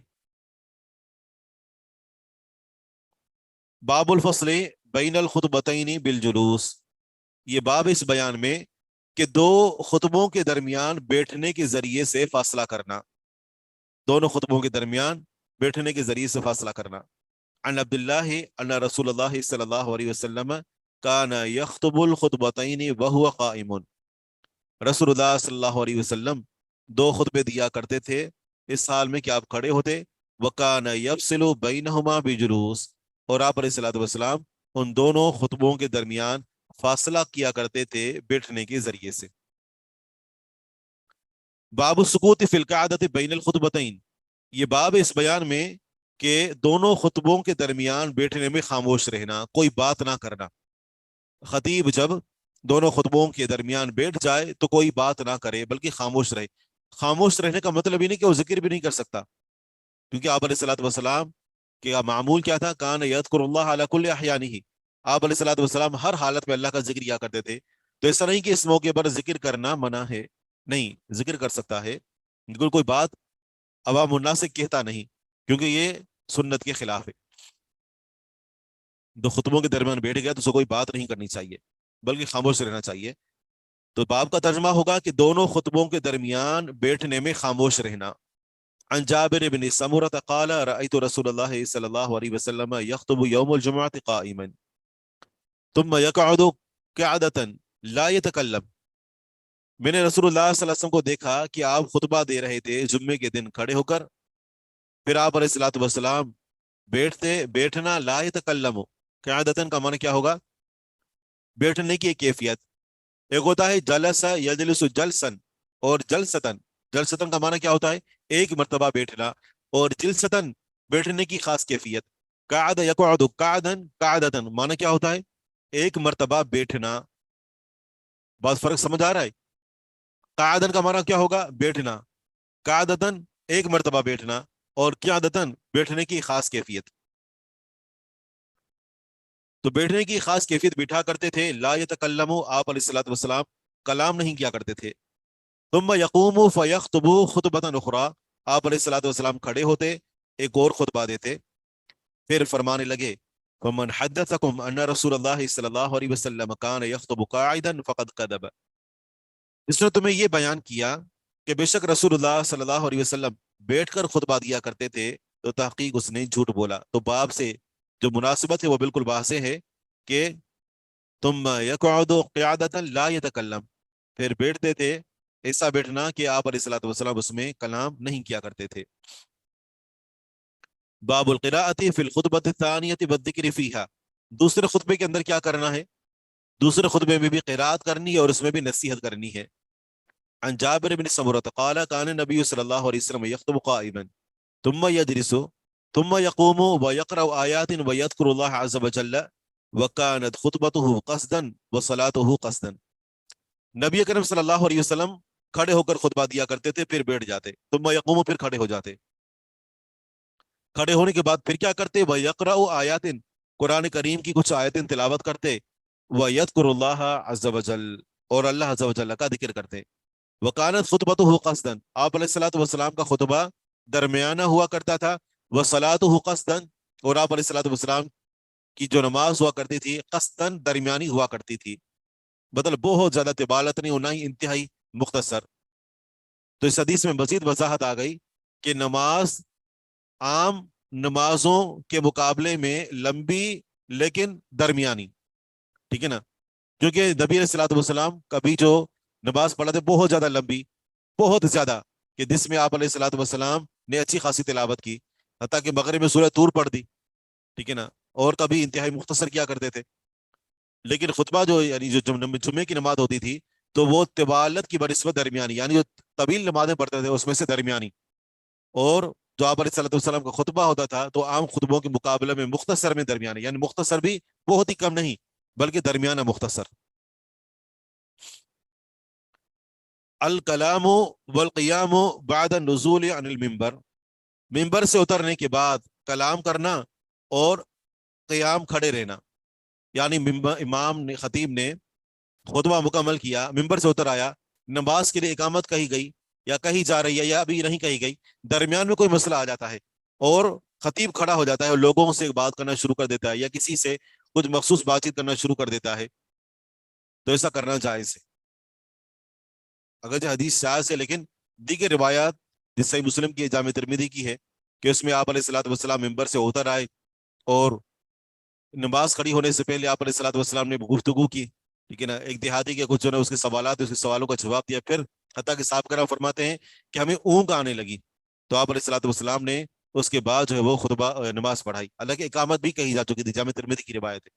جامع ترمذی کی روایت سے پتہ چلتا ہے کہ نبی علیہ الصلوۃ والسلام نے خطبہ دیا، ممبر سے نیچے تشریف لے آئے، اقامت کہی گئی، کوئی آدمی آگے آیا اور آپ نے اس کے سوالوں کا جواب دیا، اس کے بعد نماز کھڑی کی، جس کا معنی یہ بھی ہوا کہ اگر آپ نماز کے لیے اقامت کہہ دیتے ہیں، جس طرح ہم گھروں کے اندر دیکھتے ہیں کہ خواتین نماز کے لیے، حالانکہ ان کے لیے ضروری نہیں ہے اقامت کہنا، لیکن اگر کسی نے اقامت کہہ دی، نماز شروع کرنے جا رہی تھی عورت، تو پھر کیا ہوا کہ اچانک اس کو کوئی کام یاد آ گیا یا اس کو بچے کو اٹھانا پڑ گیا یا کوئی ایمرجنسی آ گئی اور نماز کو اس کو چھوڑ کر وقتی طور پر اس کو مؤخر کرنا پڑا، دوبارہ آ کر نماز کے لیے وہ اگر کھڑی ہو جاتی ہے تو دوبارہ اقامت کہنے کی ضرورت نہیں ہے، اقامت تو پہلی مرتبہ کہنے کی ضرورت نہیں ہے، لیکن بالفرض اگر وہ پڑھنا چاہتی ہے تو دوبارہ پڑھنے کی ضرورت نہیں ہے۔ عدد صلاۃ الجمعۃ، جمعے کی جو نماز ہے اس کی تعداد کتنی ہونی چاہیے؟ ائمہ میں سے جو ائمۃ المذاہب الاربعہ ہیں، تینوں ائمہ، امام مالک، امام شافعی اور امام احمد بن حنبل رحمہم اللہ، حتیٰ کہ امام ابو حنیفہ رحمہ اللہ کی شاگرد امام ابو یوسف، امام محمد، ان کا یہ کہنا ہے کہ جمعے کی جو نماز ہے، اگر کسی انسان کی نماز رہ جاتی ہے یا پھر یہ ہے کہ کسی امام کی نماز رہ، یعنی امام کے ساتھ اس کو مکمل نماز نہیں ملی بلکہ کچھ ملی ہے، تو پھر یہ ہے کہ اگر وہ نماز کے اندر شامل ہوتا ہے رکوع کے بعد تو ان سب کا کہنا یہ ہے کہ پھر اس کو چاہیے کہ وہ نماز ظہر ادا کرے گا، ٹھیک ہے، لیکن امام ابو حنیفہ رحمہ اللہ کہتے ہیں کہ اگر وہ امام کے ساتھ اس حال میں ملا نا کہ امام سلام پھیرنے کے قریب ہے تو پھر بھی 2 رکعت پڑھ لے، اس کا جمعہ ہو گیا، حالانکہ دیگر سب کیا کہتے ہیں کہ اگر دوسری رکعت میں رکوع کے بعد آ کر ملا، کیونکہ رکوع میں اختلاف ہے کہ مدرک کے رکوع کی رکعت ہو جاتی کہ نہیں ہو جاتی، اس لیے ہم بات کر رہے ہیں رکوع کے بعد سے، کہ تینوں ائمہ، اگر ہم جمہور کہیں تو پھر بھی غلط نہیں ہے، کہ جمہور ائمہ اور محدثین کا یہ کہنا ہے کہ اگر ایک نمازی نماز پڑھنے کے لیے آتا ہے اور خطیب جمعے کی نماز میں دوسرے رکعت کے رکوع سے فارغ ہو چکا ہے، اب اگر کوئی مقتدی ملتا ہے تو پھر ایسی صورت میں اس کو 4 رکعت پڑھنی ہوگی، جبکہ امام ابو حنیفہ رحمہ اللہ کا موقف کیا ہے کہ اس نے 2 رکعت پڑھنی ہوگی۔ جمعے کی نماز کی تعداد کا بیان، عن عبد الرحمن بن ابی لیلہ قال عمر، عبد الرحمن ابی لیلہ رحمہ اللہ کا عمر رضی اللہ عنہ سے سماع ثابت نہیں ہے، لیکن اس کی تائید میں دیگر احادیث موجود ہیں، تو اس بنا پر علامہ البانی رحمہ اللہ نے اس کو صحیح قرار دیا۔ قال عمر صلاۃ الجمعۃ رکعتان، عمر رضی اللہ عنہ نے فرمایا کہ جمعے کی نماز کی 2 رکعتیں ہیں، وصلاۃ الفطر رکعتان، اور جو عید الفطر ہے اس کی نماز 2 رکعتیں ہیں، وصلاۃ الاضحیٰ رکعتان، اور عید الاضحیٰ کی جو نماز ہے اس کی بھی 2 رکعتیں ہیں، وصلاۃ السفر رکعتان تمام، اور سفر کی جو نماز ہے وہ 2 رکعتیں ہیں اور وہ بھی مکمل ہے، سفر کی نماز ثلاثی کے علاوہ، جو رباعی ہیں تو سفر کے اندر وہ 2 پڑھی جائیں گی اور وہ مکمل ہیں، ناقص نہیں ہے۔ کوئی بندہ یہ سمجھے کہ شاید اگر میں نے سفر کے اندر 2 رکعت پڑھی تو ثواب کم ملے گا لہذا 4 پڑھ لوں، تو ایسا نہیں ہے۔ تمام غیر قصر، یہ مکمل ہے، نامکمل نہیں ہے، غیر قصر ناقص نہیں ہے، اور یہ 2 رکعتیں ہیں علی لسان محمد صلی اللہ علیہ وسلم، اللہ کے رسول صلی اللہ علیہ وسلم کی زبانی۔ ابو عبد الرحمن امام نسائی رحمہ اللہ فرماتے ہیں کہ عبد الرحمن ابن ابی لیلہ لم یسمع من عمر، عبد الرحمن بن ابی لیلہ نے عمر رضی اللہ عنہ سے نہیں سنا، لیکن علامہ البانی رحمہ اللہ نے پھر بھی اس حدیث کو صحیح قرار دیا ہے کیونکہ اس کے توابع اور شاہد موجود ہیں۔ تابع کسے کہتے ہیں، شاہد کسے کہتے ہیں، یہ ہم مصطلح الحدیث میں پڑھ چکے، اس بنا پر اس کو صحیح قرار دیا ہے۔ 2 رکعتیں ہیں۔ آگے القراءة في صلاة الجمعة بسورة. This video is optimized by Alim Online. السلام علیکم ورحمۃ اللہ وبرکاتہ. الحمد للہ والصلاۃ والسلام علی رسول اللہ.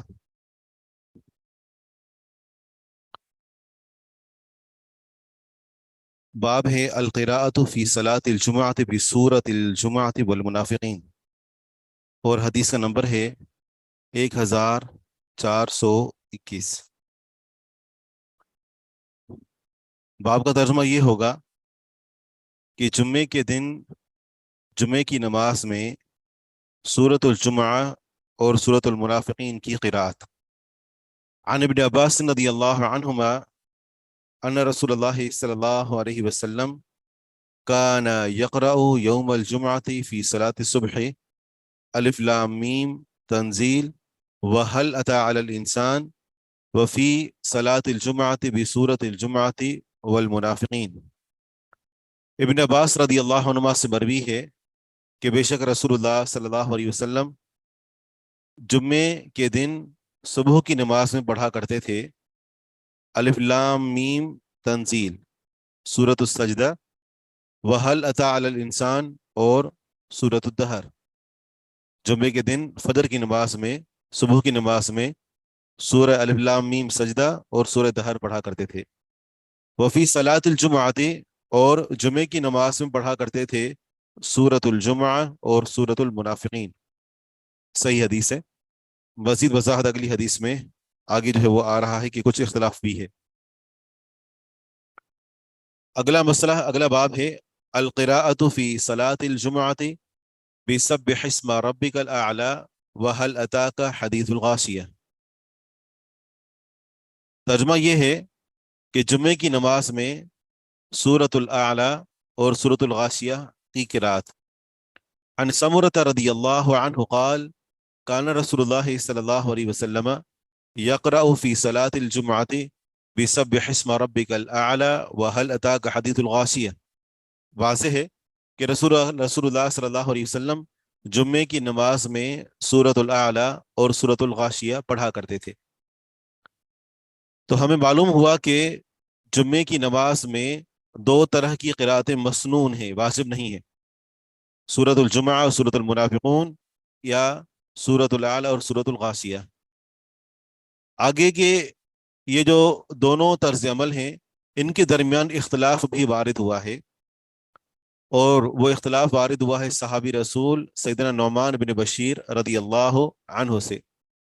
ذکر الاختلاف علی النعمان بن بشیر فی القراءۃ فی صلاۃ الجمعہ.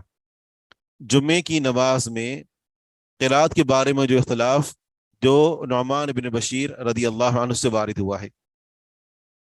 عن عبید اللہ بن عبد اللہ ان ضحاک بن قیس سأل النعمان بن بشیر ماذا كان رسول اللہ صلی اللہ علیہ وسلم یقرأ یوم الجمعہ. ضحاک بن قیس رحمہ اللہ نے نعمان بن بشیر رضی اللہ عنہ سے سوال کیا کہ رسول اللہ صلی اللہ علیہ وسلم کیا پڑھا کرتے تھے جمعے کے دن علی اثر سورۃ الجمعۃ، سورۃ الجمعہ کے بعد، یعنی جمعے کے دن پہلی رکعت میں سورۃ الجمعہ پڑھتے تھے، تو سورۃ الجمعہ کے بعد دوسری رکعت میں کیا پڑھا کرتے تھے. یہ مطلب نہیں ہے کہ جمعے کے دن سورۃ الجمعہ کے ساتھ ساتھ اسی رکعت میں کچھ اور بھی پڑھتے ہوں، یہ مطلب نہیں، بلکہ کیا مطلب ہے علی اثر سورۃ الجمعۃ، سورۃ الجمعہ کے بعد دوسری رکعت میں کیا پڑھا کرتے تھے. قال، تو نعمان بن بشیر رضی اللہ عنہ نے فرمایا کان یقرأ هل اتاک حدیث الغاشیہ.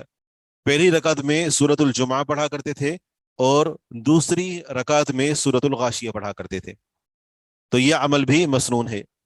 اس طرح جو ہے وہ اختلاف جو وارد ہوا ہے تو یہ صحابی سے کوئی غلطی نہیں ہوئی اور نہ ہی کوئی راجح مرجوح کا معاملہ ہے، بلکہ اس طرح بھی کیا جا سکتا ہے کہ سورۃ الاعلی اور سورۃ الغاشیہ پڑھی جائیں، یا سورۃ الجمعہ اور سورۃ المنافقون پڑھی جائے، یا پہلی رکعت میں سورۃ الجمعہ اور دوسری رکعت میں سورۃ الغاشیہ پڑھی جائے. اگلی حدیث ہے 1424. عن النعمان بن بشير رضي الله عنه قال كان رسول الله صلى الله عليه وسلم يقرأ في الجمعة بسبح اسم ربك الأعلى وهل أتاك حديث الغاشية وربما اجتمع العيد والجمعة فيقرأ بهما فيهما جميعا. نعمان بن بشیر رضی اللہ عنہ سے مروی ہے، فرماتے ہیں کہ رسول اللہ صلی اللہ علیہ وسلم جمعے میں پڑھا کرتے تھے سورۃ الاعلی اور سورۃ الغاشیہ، وربما اور بسا اوقات کبھی کبھار اجتماع العید والجمعہ عید اور جمعہ دونوں جمع ہو جاتے، فیقرأ بہما تو ان دونوں صورتوں کو پڑھا کرتے تھے، فیہما ان دونوں نمازوں میں جمیعاً ایک ساتھ، مانا جمعے میں بھی پڑھتے اور عیدین میں بھی پڑھتے. من ادرک رکعتاً من صلاۃ الجمعۃ، جس نے جمعے کی نماز سے ایک رکعت پائی. علامہ البانی رحمہ اللہ نے اس حدیث کو شاذ قرار دیا ہے، لیکن بہرحال جس نے جمعے کی نماز سے ایک رکعت پائی تو حکم اس کے لیے یہی ہے کہ ایک رکعت پانے کی وجہ سے اس کو جمعے کی نماز مل گئی، اور جمعے کی نماز ملنے کی وجہ سے وہ امام کے سلام پھیرنے کے بعد کھڑے ہو کر ایک رکعت پڑھے گا اور اس کی نماز مکمل ہو جائے گی. عدد الصلاۃ بعد الجمعہ فی المسجد،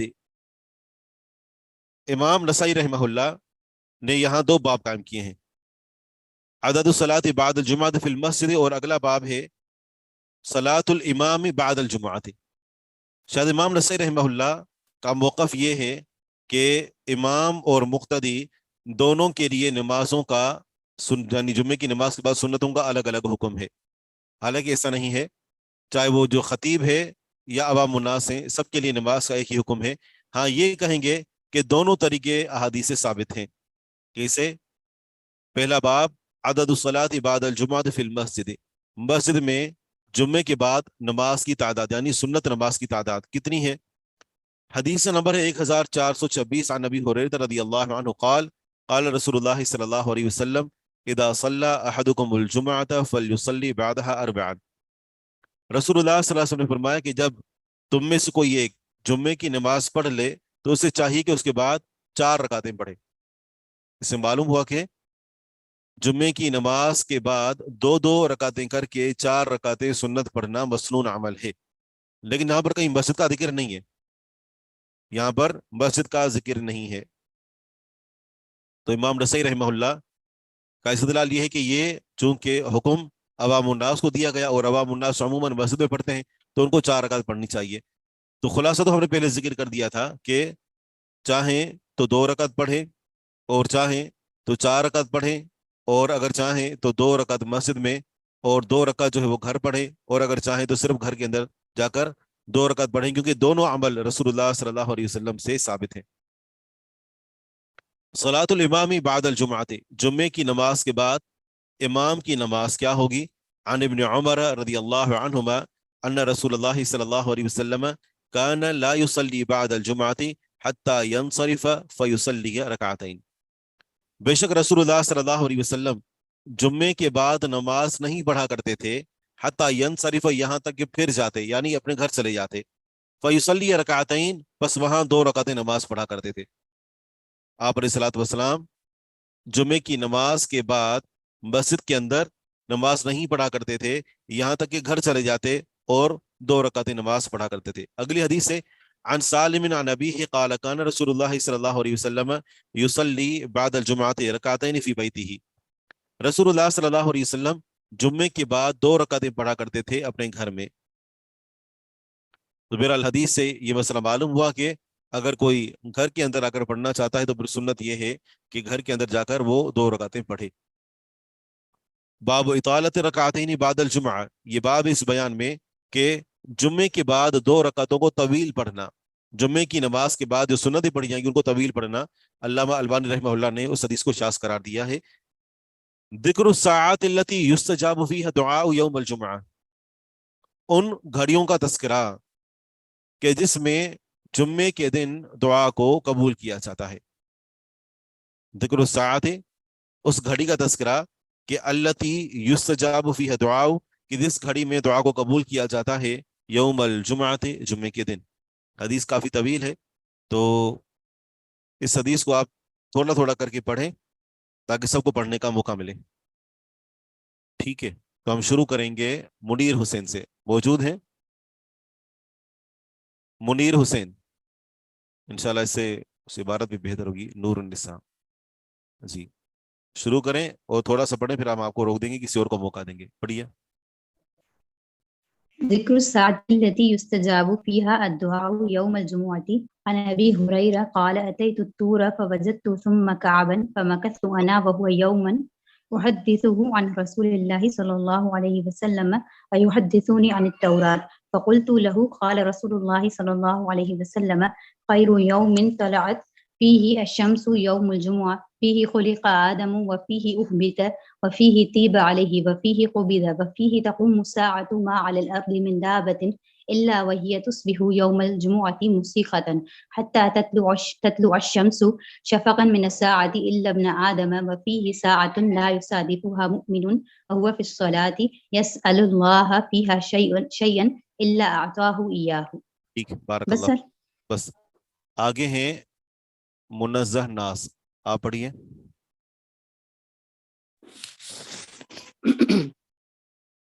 بسم الله الرحمن الرحيم. فقال كعب ذلك يوم في كل سنة فقلت بل هي في كل جمعة. فقرأ كعب التوراة ثم قال صدق رسول الله صلى الله عليه وسلم هو في كل جمعة. فخرجت فلقيت بصرة ابن أبي بصرة الغفارية فقال من أين جئت؟ قلت من الطور. قال لو لقيتك من قبل أن تأتيه لم تأتيه. قلت له ولما؟ قال إني سمعت رسول الله صلى الله عليه وسلم يقول لا تعمل الموتي إلا إلى 3 مساجد المسجد الحرام ومسجد بیت المقدس. بارک اللہ فیک. ٹھیک ہے, جزاک اللہ خیر. توقیر فاطمہ, آپ پڑھیے. فلقیت عبد اللہ. فلقيت عبد الله بن سلام فقلت لو رأيتني خرجت إلى الطور فلقيت كعبا فمكثت أنا وهو يوما أحدثه عن رسول الله صلى الله عليه وسلم يحدثني عن التوراة. فقلت له قال رسول الله صلى الله عليه وسلم خير يوم طلعت فيه الشمس يوم الجمعة فيه خلق آدم وفيه أهبط وفيه طيب عليه وفيه قبض وفيه تقوم الساعة ما على الأرض من دابة إلا وهي تصبح يوم الجمعة مسيخة حتى تطلع الشمس شفقا من الساعة إلا ابن آدم وفيه ساعة لا يصادفها عبد مؤمن وهو في الصلاة يسأل الله شيئا إلا أعطاه إياه. قال كعب ذلك يوم في كل سنة. فقال عبد الله بن سلام كذب كعب. قلت ثم قرأت كعب فقال صدق رسول الله صلى الله عليه وسلم هو في كل جمعة. فقال عبد الله صدق كعب إني لا أعلم تلك الساعة. فقلت يا أخي حدثني بها. قال يا آخر ساعة من يوم الجمعة قبل أن تغيب الشمس. فقلت أليس قد سمعت رسول الله صلى الله عليه وسلم يقول لا يصادفها مؤمن وهو في صلاة وليست تلك ساعة صلاة. قال أليس قد سمعت رسول الله صلى الله عليه وسلم يقول من صلى وجلس ينتظر الصلاة لم يزل في الصلاة حتى تأتيه الصلاة التي تلاقيها. قلت بلى. قال فهو كذلك. بارک اللہ فیکم. ماشاء اللہ, بہت اچھی عبارت ہے. ذکر الساعة التي يستجاب فيها الدعاء يوم الجمعة. یہ باب ہے اس گھڑی کے بارے میں کہ جس میں جمعے کے دن دعا کو قبول کیا جاتا ہے. عن ابی ہریرہ رضی اللہ عنہ قال اتیت الطور فوجدت ثم كعبا. سیدنا ابو ہریرہ رضی اللہ عنہ فرماتے ہیں کہ میں طور پہاڑ پر آیا, میں نے وہاں کعب الاحبار یمنی جو تابعی تھے, میں نے ان کو وہاں پر پایا. پہلے یہودی تھے اور بعد میں مسلمان ہوئے. کہتے ہیں فمکثت انا وہو یوما, میں اور وہ طور پہاڑ پر ایک دن ٹھہرے. احدثہ عن رسول اللہ صلی اللہ علیہ وسلم، میں ان کو رسول اللہ صلی اللہ علیہ وسلم کی حدیثیں بیان کرتا رہا، وَيُحَدِّثُنِي عن التوراۃ، اور وہ مجھے تورات سے باتیں بتاتے رہے۔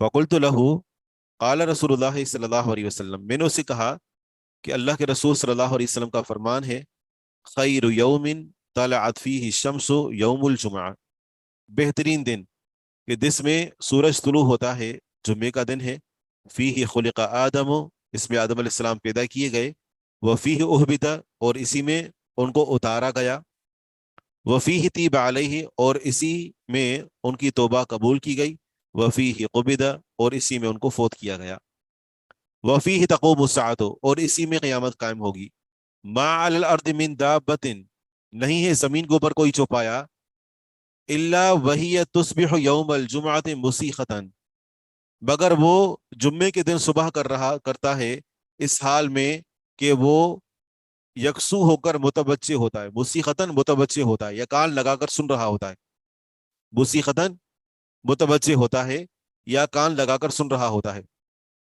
کس چیز کو؟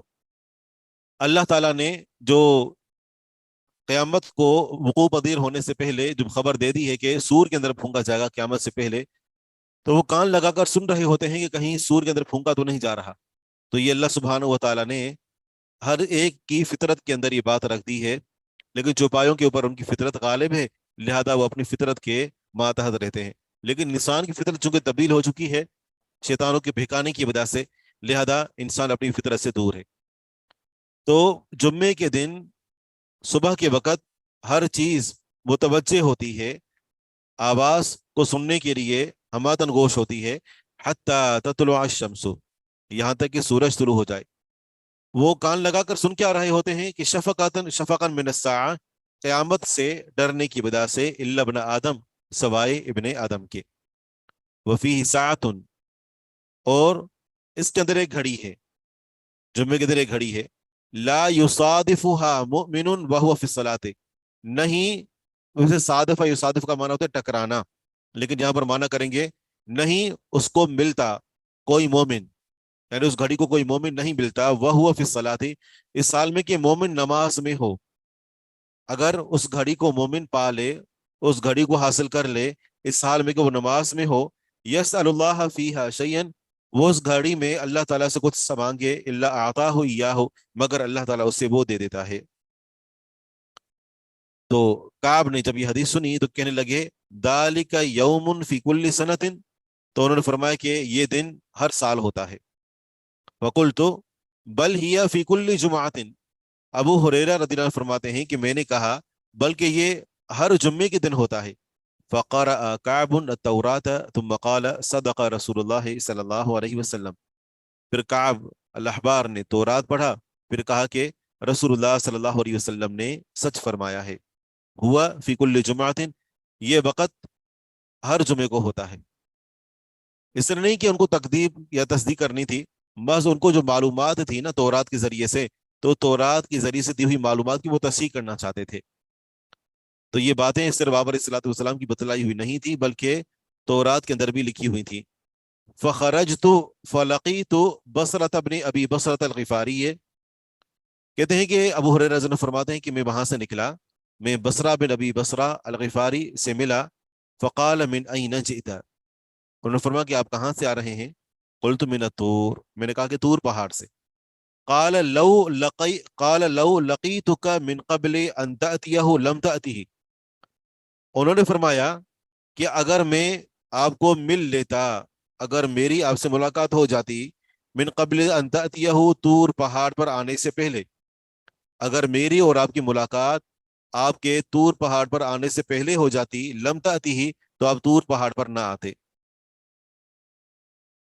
ہماری ملاقات تب ہو رہی جب آپ طور پہاڑ سے ہو کر آ رہے ہیں، اگر آپ کے طور پہاڑ پر جانے سے پہلے ہماری ملاقات ہوتی تو آپ طور پہاڑ کے لیے نہ جاتے۔ وجہ کیا ہے؟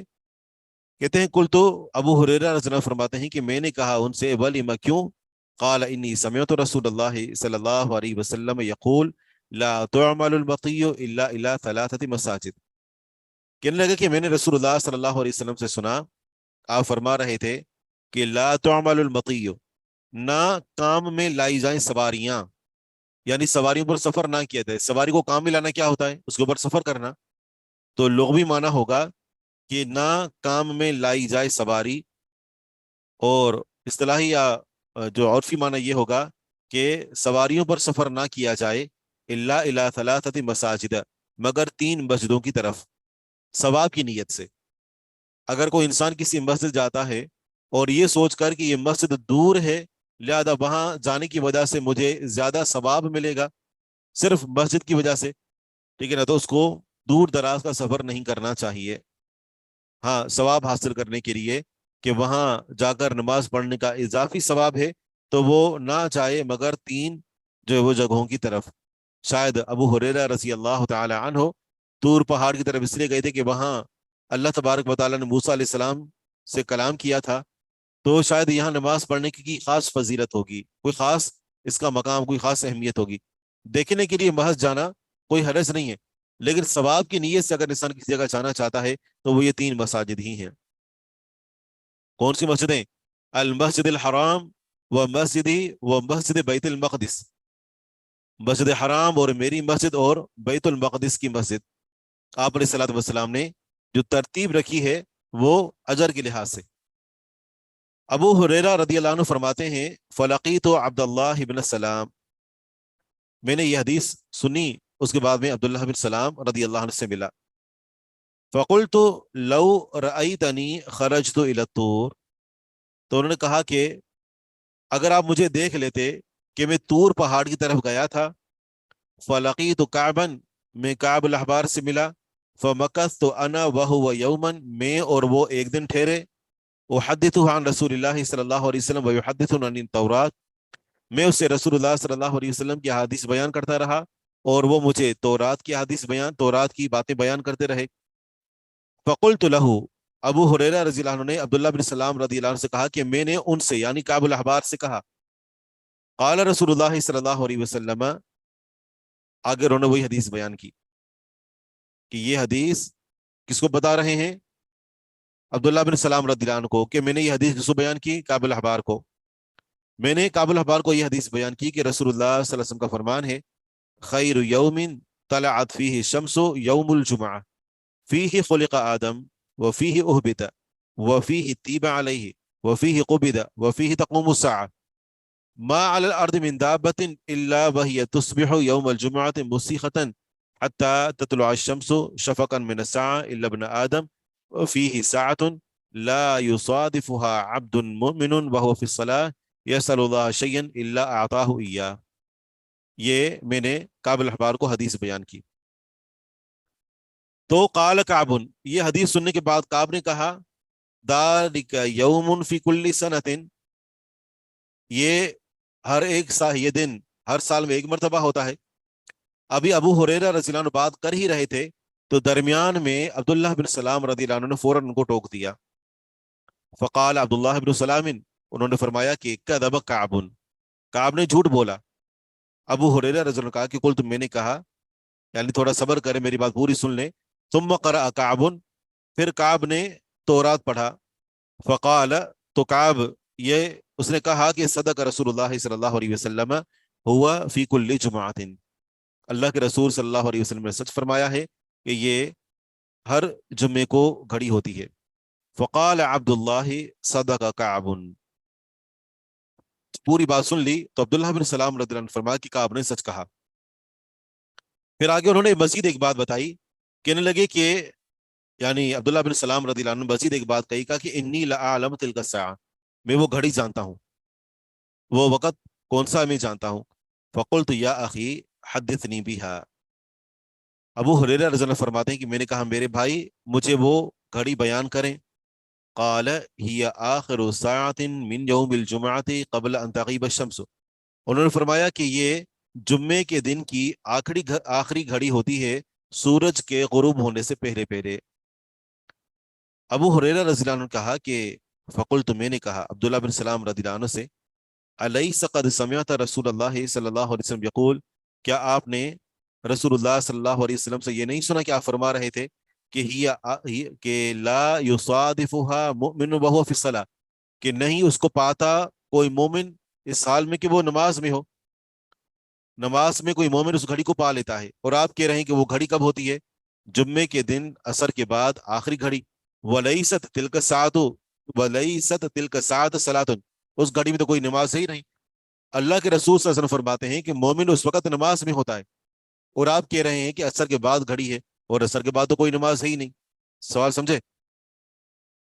قال عبداللہ بن سلام رضی اللہ عنہ نے جواب دیا، الیس قد سمعت رسول اللہ صلی اللہ علیہ وسلم یقول، کیا آپ نے رسول اللہ صلی اللہ علیہ وسلم کو یہ فرماتے ہوئے نہیں سنا کہ آپ فرما رہے تھے کہ من صلی، جس شخص نے نماز پڑھی، وجلس اور بیٹھا رہا، ینتظر الصلاۃ وہ نماز کا انتظار کرتا رہا، لم یزل فی صلاتہ تو وہ مسلسل نماز میں ہوتا ہے، حتی تأتیہ الصلاۃ یہاں تک کہ اس کو نماز آ جائے، یعنی نماز کا وقت پہ پیش آ جائے، التی تلاقیہا وہ نماز جو اس کے بعد ہے، جو اس کے بعد ملنے والی ہے، مطلب مغرب کی نماز. اگر وہ بیٹھا ہے یا کھڑا بھی ہے، ٹھیک ہے نا، تو پھر وہ نماز کا انتظار کر رہا ہے، گویا کہ وہ نماز میں ہے. اب اللہ کے رسول صلی اللہ علیہ وسلم جب یہ فرما دیا کہ ایک مومن ایک نماز پڑھنے کے بعد جب دوسری نماز کا انتظار کر رہا ہوتا ہے تو وہ گویا کہ نماز میں ہوتا ہے، تو آپ علیہ الصلوۃ والسلام کا یہ فرمان یہ جمعے کے دن عصر کے بعد بھی لاگو ہوگا کہ بندے نے جمعے کی نماز پڑھی، عصر کی نماز پڑھی، عصر کی نماز کے بعد وہ مغرب کی نماز کا انتظار کر رہا ہے، بھلے وہ بیٹھا ہوا ہے، گھر پر ہے، کام کاج میں ہے، لیٹا ہوا ہے، یا کسی بھی جگہ پر ہے، لیکن اس کو انتظار ہے مغرب کی نماز کا. اب گویا کہ وہ نماز میں ہے، اور اس دوران نماز کا انتظار کرتے ہوئے اگر وہ کوئی دعا کرے گا تو اللہ تعالیٰ اس کی دعا کو قبول فرما لے گا. قلت، یہ میں نے حدیث سننے کے بعد ابو ہریرہ رضی اللہ عنہ فرماتے ہیں میں نے کہا بلا کیوں نہیں، یہ آپ کا فرمان تو ہے.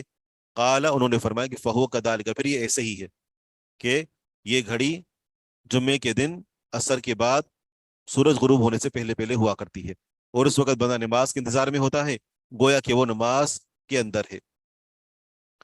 اس حدیث کے اندر بہت سارے فوائد ہیں. مثال کے طور پر ایک فائدہ تو ہمیں یہ معلوم ہوتا ہے کہ اگر تورات اور انجیل کی باتیں ہمیں خود چل کر ان کو تلاش نہیں کرنا چاہیے، لیکن اگر مل جائیں تو بندہ ان کو سن سکتا ہے. اگر کوئی عبارت سامنے آ گئی پڑھ سکتا ہے، کوئی کتاب سامنے آ گئی تو وہ پڑھ سکتا ہے، لیکن تب کہ جب انسان کو اپنے ایمان پر پورا پورا یقین اور پختگی حاصل ہو، کہیں ایسا نہ ہو کہ معاذ اللہ انسان اس کو پڑھنے کے بعد گمراہ ہو جائے. اور ان کی باتوں کی تصدیق بھی کر سکتا ہے، ان کی باتوں کو سچا بھی مان سکتا ہے، لیکن کب کہ جب وہ ہماری شریعت سے متصادم نہ ہو، ہماری شریعت سے نہ ٹکراتی ہوں.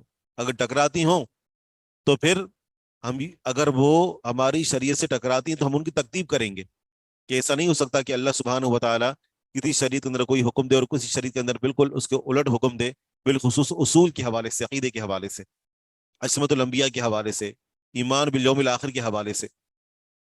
احکام کے اندر فرق ہے، عقیدے کے اندر کوئی فرق نہیں ہے. جی، احکامات جو ہماری جو ہے وہ شریعت سے چیزیں ٹکراتی ہیں، ٹھیک ہے نا، اور ان کا تعلق احکامات کے ساتھ ہے، تو ظاہری بات ہے بہت ساری چیزیں ہیں جو ان کی شریعت کے اندر جائز ہیں، ہماری شریعت میں جائز نہیں ہے، جس سے قصاص کا معاملہ ہے. جی ہاں، جی ہاں، صحیح صحیح.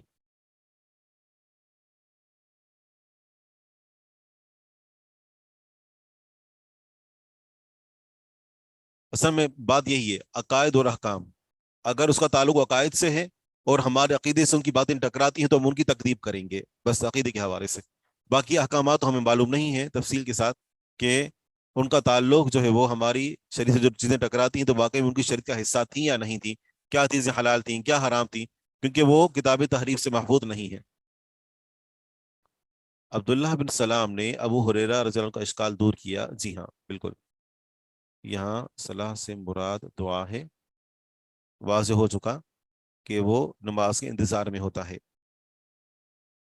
پھر جمعے کے دن کی فضیلت معلوم ہوتی ہے، اور یہ معلوم ہوتا ہے کہ صحابہ کرام میں سے ہر ایک کے پاس مکمل احادیث نہیں تھی، کسی کے پاس کچھ احادیث تھیں تو کسی کے پاس کچھ اور احادیث تھیں. یہ تو بعد میں اللہ تعالیٰ نے کرم کیا کہ ایسے رجال کو پیدا کیا جنہوں نے تمام تر احادیث کو لیا، اس کو محفوظ کیا، اس کو کتابوں کی صورت میں پیش کیا، اور وہ ہمارے سامنے موجود ہیں. وگرنہ ایک ایک حدیث کے لیے انہوں نے بڑی مشقتیں کاٹیں، بڑے لمبے سفر کیے، اور کچھ آپ علیہ الصلوۃ والسلام نے کچھ خاص مواقع پر احادیث بیان کی، کچھ صحابہ کرام نے سنی، اور آپ علیہ الصلوۃ والسلام کی وفات کے بعد وہ مختلف ملکوں کے اندر پھیل گئے، تو ان کو جمع کرنے کا بھی عمل بھی جو ہے بڑا ہی مشقت والا عمل تھا، لیکن صحابہ کرام اور تابعین نے یہ مشقتیں برداشت کی، ہمارے محدثین نے قربانیاں دی. اور پھر یہ کہ جی تابعین میں سے جی ہاں صحیح ٹھیک ہے، واضح ہے. اگلی حدیث ہے عن ابی ہریرہ رضی اللہ عنہ عن رسول اللہ صلی اللہ علیہ وسلم قال ان فی الجمعۃ ساعۃ لا يوافقها عبد مسلم يسأل الله فيها شيئا الا اعطاه اياه. جی یہ مائک نیچے گا، مائک آپ کے بیک کے نیچے ہے. یہ جو دعوت الارض کا جو بیان ہے، دو مقام پر جو بیان ہوا، دو مقامات پر بیان ہوا صحیح کہ وہ سورج کے طلوع سے پہلے تک، جب تک یہاں تک کہ سورج طلوع ہو جائے تب تک وہ ساتھ اس سور کی آواز کو سننے کی کوشش کرتے ہیں. صحیح مطلب یہ کہ ساتھ کا تو علم نہیں ہے مکمل کہ کس وقت رونما ہوگی، واقع ہوگی، لیکن یہاں کچھ اگر ہم یہ مسئلہ اخذ کریں، مطلب صبح صادق سے تو دن شروع ہو جاتا ہے جمعے کا یا کسی بھی یوم کا، تو مطلب یہ کہ وہ سورج طلوع سورج سے قبل مطلب اس کے چانس ہیں. نہیں نہیں یہ مطلب نہیں ہے. مطلب اگر یہ وہ پرندے چرند وغیرہ وہ پھر اپنے کام کاج میں لگ جاتے ہیں، اصل میں جبکہ حدیث میں آتا جی ہے کہ جی ایک تاجر جو ہے وہ کپڑا کھولے گا، صحیح قیامت آئے گی، ایک دودھ صحیح دھونے والا دھوئے گا کہ قیامت آ جائے گی. تو صحیح مطلب وہ پوری معاشی ایکٹیویٹی ہے، صحیح. سرگرمی. میں تدبیق کا پوچھ رہا تھا. اصل میں یہ صرف فرشتوں، یہ دواب جو ہے یعنی دواب، تو یہ ان کی فطرت کے اندر رکھا گیا ہے. وہ صرف ان کے یہاں یہ ہے کہ قیامت جو قائم ہوگی نا وہ جمعے کے دن قائم ہوگی، اور قیامت سے پہلے سور پھونگا جائے گا. وہ ان دو باتوں سے واقف ہے. لیکن ان کو تیسری یہ بات بھی معلوم ہے کہ سورج جو ہوگا وہ مغرب سے طلوع ہوگا. جب سورج مشرق سے طلوع ہو جاتا ہے تو ان کا اشکال رفع ہو جاتا ہے، وگرنہ وہ ان دو چیزوں کی وجہ سے قیامت کا انتظار کر رہے ہوتے ہیں. تو یعنی اوقات کار وہ بھی ان کی فطرت کے اندر رکھے گئے ہیں، لیکن بالتحدید یہ نہ تو ہمیں معلوم ہے اور نہ ہی دواب کو معلوم ہے کہ سور کے اندر جب پھونکا جائے گا تو بالتحدید وہ وقت کیا ہوگا، صبح کا ہوگا یا شام کا ہوگا. لیکن اشارے کچھ ضرور ملتے ہیں کہ شاید وہ آغاز ہوگا، دن کا آغاز، اور دن کا آغاز ہوتا ہے عموماً فجر کے بعد سے. اور یہ تو ہمارے شہروں کے ہاں ماحول ہے نا، شہروں میں عموماً ماحول یہ ہے کہ لوگ اٹھتے ہی 10-12 بجے ہیں، لیکن گاؤں دیہات میں جو عموماً زندگی ہے تو اس کا آغاز فجر کے بعد شروع ہو جاتا ہے. اور حدیث کے اندر کیا آتا ہے کہ کوئی دودھ نکال رہا ہوگا، ٹھیک ہے نا، اور اس وقت قیامت قائم ہو جائے گی. کوئی بندہ منہ کے قریب جو ہے وہ نوالا لے جائے گا اور اس وقت قیامت قائم ہو جائے گی. اور کوئی بندہ کپڑا پھیلا رہا ہوگا، مطلب ابھی اس نے کاروبار شروع کیا ہوگا اور اس وقت قیامت قائم ہو جائے گی. جی ہاں، تو یہ ابتدائی حصہ ہو سکتا ہے. بالکل. ابو ہریرہ رضی اللہ عنہ سے مروی ہے، فرماتے ہیں کہ رسول اللہ صلی اللہ علیہ وسلم نے فرمایا ان فی الجمعۃ ساعۃ، بے شک جمعے میں ایک گھڑی ہوتی ہے، لا یوافقها عبد مسلم، نہیں موافق آتا اس کے کوئی مسلمان بندہ، یعنی اس گھڑی کو وہ موافق مطلب اس کو حاصل کر لیتا ہے. یسأل اللہ فیہ، یسأل اللہ فیہا شیئا، وہ اس میں اللہ تعالیٰ سے کچھ مانگتا ہے، الا اعطاہ، مگر اللہ تعالیٰ اسے وہ عطا فرما دیتا ہے.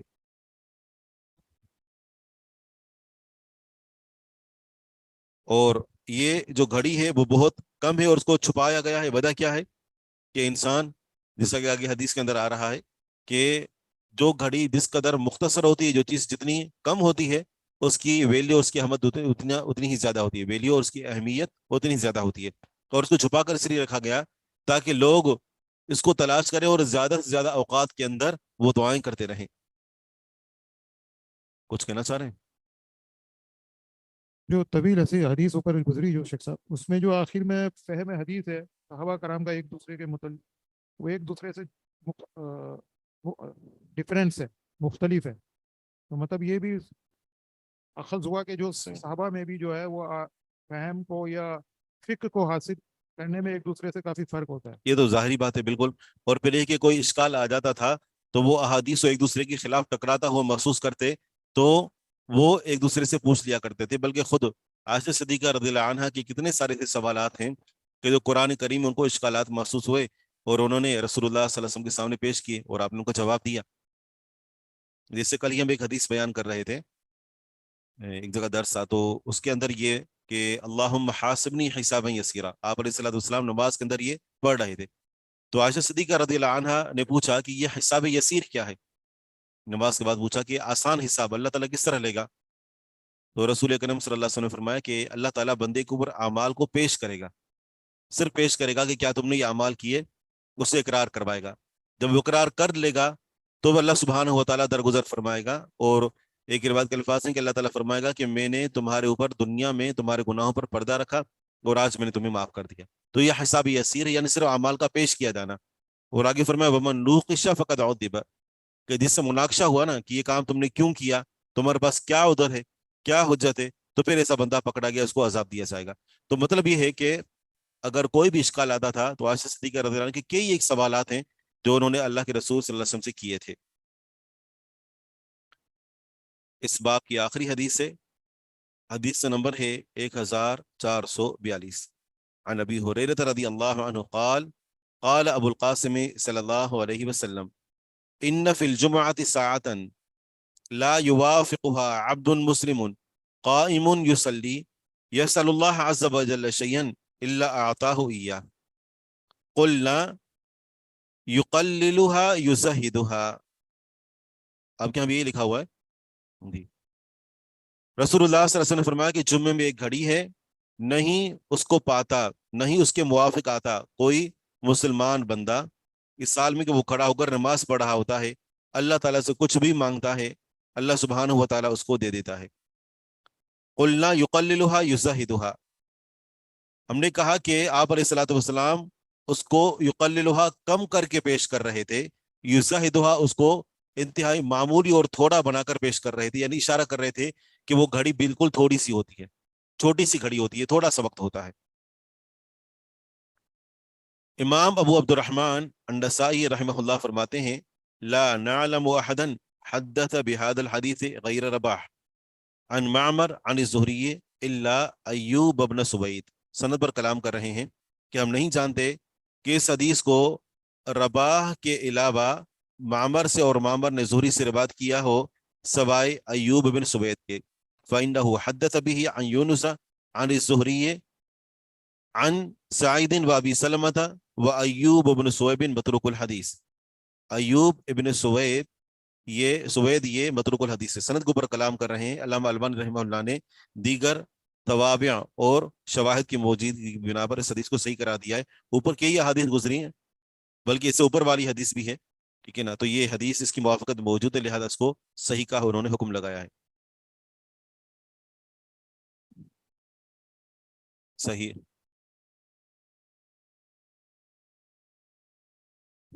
صحیح صحیح صحیح. اس لیے کہ امام البانی رحمہ اللہ کے کئی ایک موقف ہیں جو جمہور کے موقف کے مخالف ہیں ان کے, ٹھیک ہے نا. تو بسا اوقات جو ہے وہ ان کے نزدیک یعنی مدرک کے رکوع, ٹھیک ہے نا, جو ان کا اپنا فقہی موقف تھا نا, تو انہوں نے احادیث کے اوپر حکم لگاتے اس کو سامنے رکھا ہے, اسی بنا پر انہوں نے اس کو شاذ قرار دیا.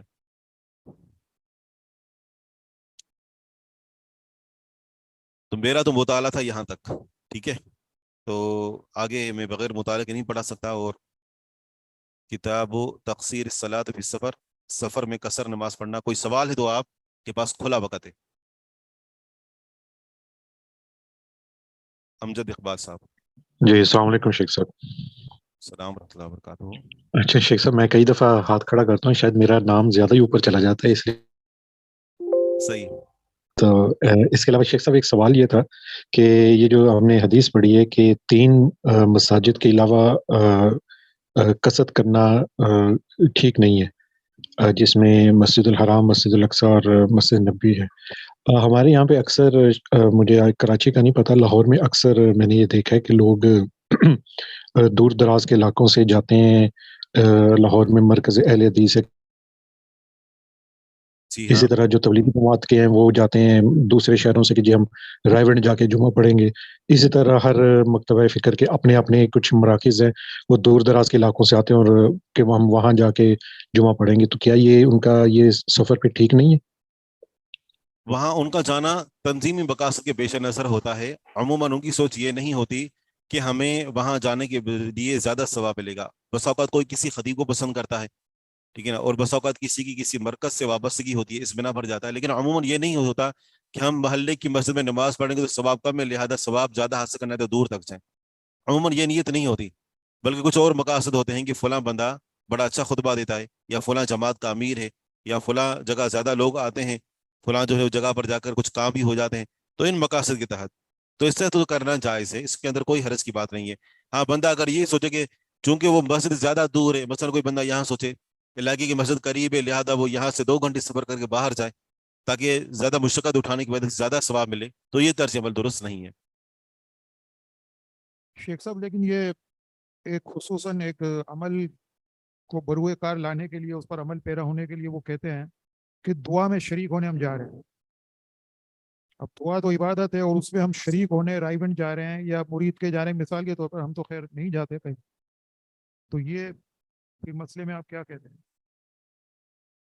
دعا کے اندر شریک ہونا، دعا بذات خود عبادت ہے، اور دعا کے اندر شرکت کے لیے دور دراز کا سفر کرنا یعنی عبادت میں شرکت کے لیے کہ وہاں جا کر عبادت زیادہ قبول ہوگی، تو یہ بھی اسی ہی کی قبیل سے ہے کہ بندہ دور دراز کا سفر محض عبادت کے زیادہ قابل قبول ہونے کی وجہ سے کر رہا ہے، وہ بھی اسی کے اندر شامل ہے. یعنی گویا کہ اس کو امید ہے کہ وہاں عبادات زیادہ قبول ہوتی ہیں، ثواب زیادہ ہوتا ہے، اللہ تعالیٰ زیادہ متوجہ ہوتا ہے، تو اس بنا پر تو یہ سفر کرنا درست نہیں ہے. بہت جی جی شیخ حدیث سے ہٹ کر ہے سوال، حدیث کے مطابق نہیں.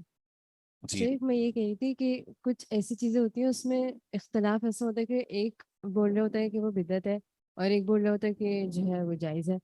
تو اب اس صورت میں ہم کیا کریں؟ اگر ہم پھر بھی ایک موقع اپنا لیتے ہیں، پھر کوئی اور ہم سے پوچھتا ہے، جیسے مثال ہے کہ ایک ابھی ہوا تھا کہ میت کے گھر میں درس رکھنا جو ہے وہ بعض کہتے ہیں بدعت ہے لیکن بعض کہتے ہیں کہ کر سکتے ہیں. تو اب اس بارے میں اگر ہم نے کسی کو بتانا ہے تو ہم پھر کیا بتائیں؟ تو اگر ہم اختلاف کا ذکر کریں گے تو وہ تو پھر اس طرح سے دور بھی ہو سکتے ہیں کہ اس میں تو دین میں تو اتنا اختلاف ہے، تو ہم کیا کریں پھر اس صورت میں؟ پھر ہم کیا کریں؟ یا پھر اگر ہم ایک موقف بتاتے ہیں اور انہوں نے کوئی اور موقف سنا ہو تو پھر اس طرح سے ہمیں کیا کرنا چاہیے اس صورت میں؟ سب سے پہلے اس بات کو یاد رکھیں کہ ایسا نہیں ہو سکتا کہ ایک چیز کے بارے میں 2 مختلف حکم ہوں. آپ نے یہ بات وضاحت کے ساتھ کہی، بہت اچھی کہی کہ یہ نہیں کہہ سکتے کہ یہ سنت ہے اور کچھ کہیں بدعت ہے. اتنا حکم نہیں ہوتا، اتنا مخالف نہیں ہوتا کہ سنت اور بدعت میں اختلاف ہو. ہاں کچھ معاملات ایسے ضرور ہوتے ہیں کہ جو خلاف سنت ہوتے ہیں، سنت کی مخالفت کی وجہ سے کچھ علماء اس میں سختی کر کے اس کے اوپر بدعت کا حکم لگا دیتے ہیں، اور کچھ کہتے ہیں کہ یعنی حکمت عملی کے تحت اگر چلیں تو اس کو اختیار کرنے کی گنجائش ہے. مثال دو پر یہی معاملہ جو آپ نے کہا، سبحانی مسجد جاری میں جب میں 2 سال وہاں پر رہا تو وہاں پر بھی یہ درس ہوتا تھا، اور لوگ کہتے تھے کہ شیخ بدیدین شراشی رحمہ اللہ بھی یہ درس دیا کرتے تھے، لہذا آپ بھی تھے. تو بہرحال میں اس لیے نہیں دیا کرتا تھا کہ اس دور کے کچھ الگ تقاضے تھے. ان کی حکمت اس دور میں یہ تھی کہ لوگوں کو کسی بھی موقع پر جمع ہو کر اور لوگوں کے سامنے گفتگو کی جائے. حتیٰ کہ نبی علیہ الصلوۃ والسلام مشرکین کے جو وہ میلے ٹھیلے اور ان کی بازاروں کے اندر بھی جایا کرتے تھے، جا کر توحید کی دعوت پہنچایا کرتے تھے.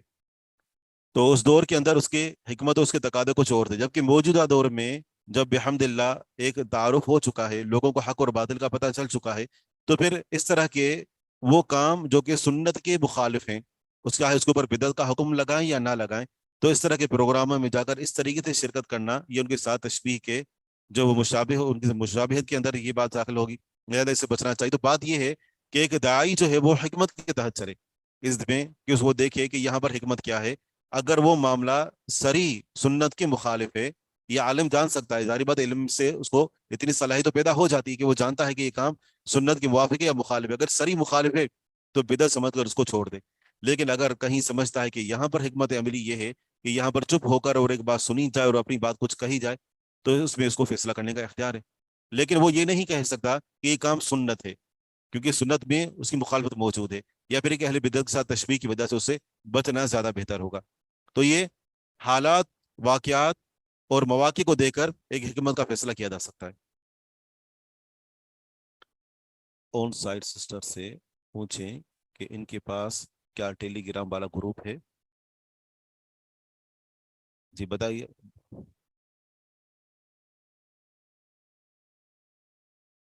सही, इस्तेमाल नहीं होता लेकिन ग्रुप है।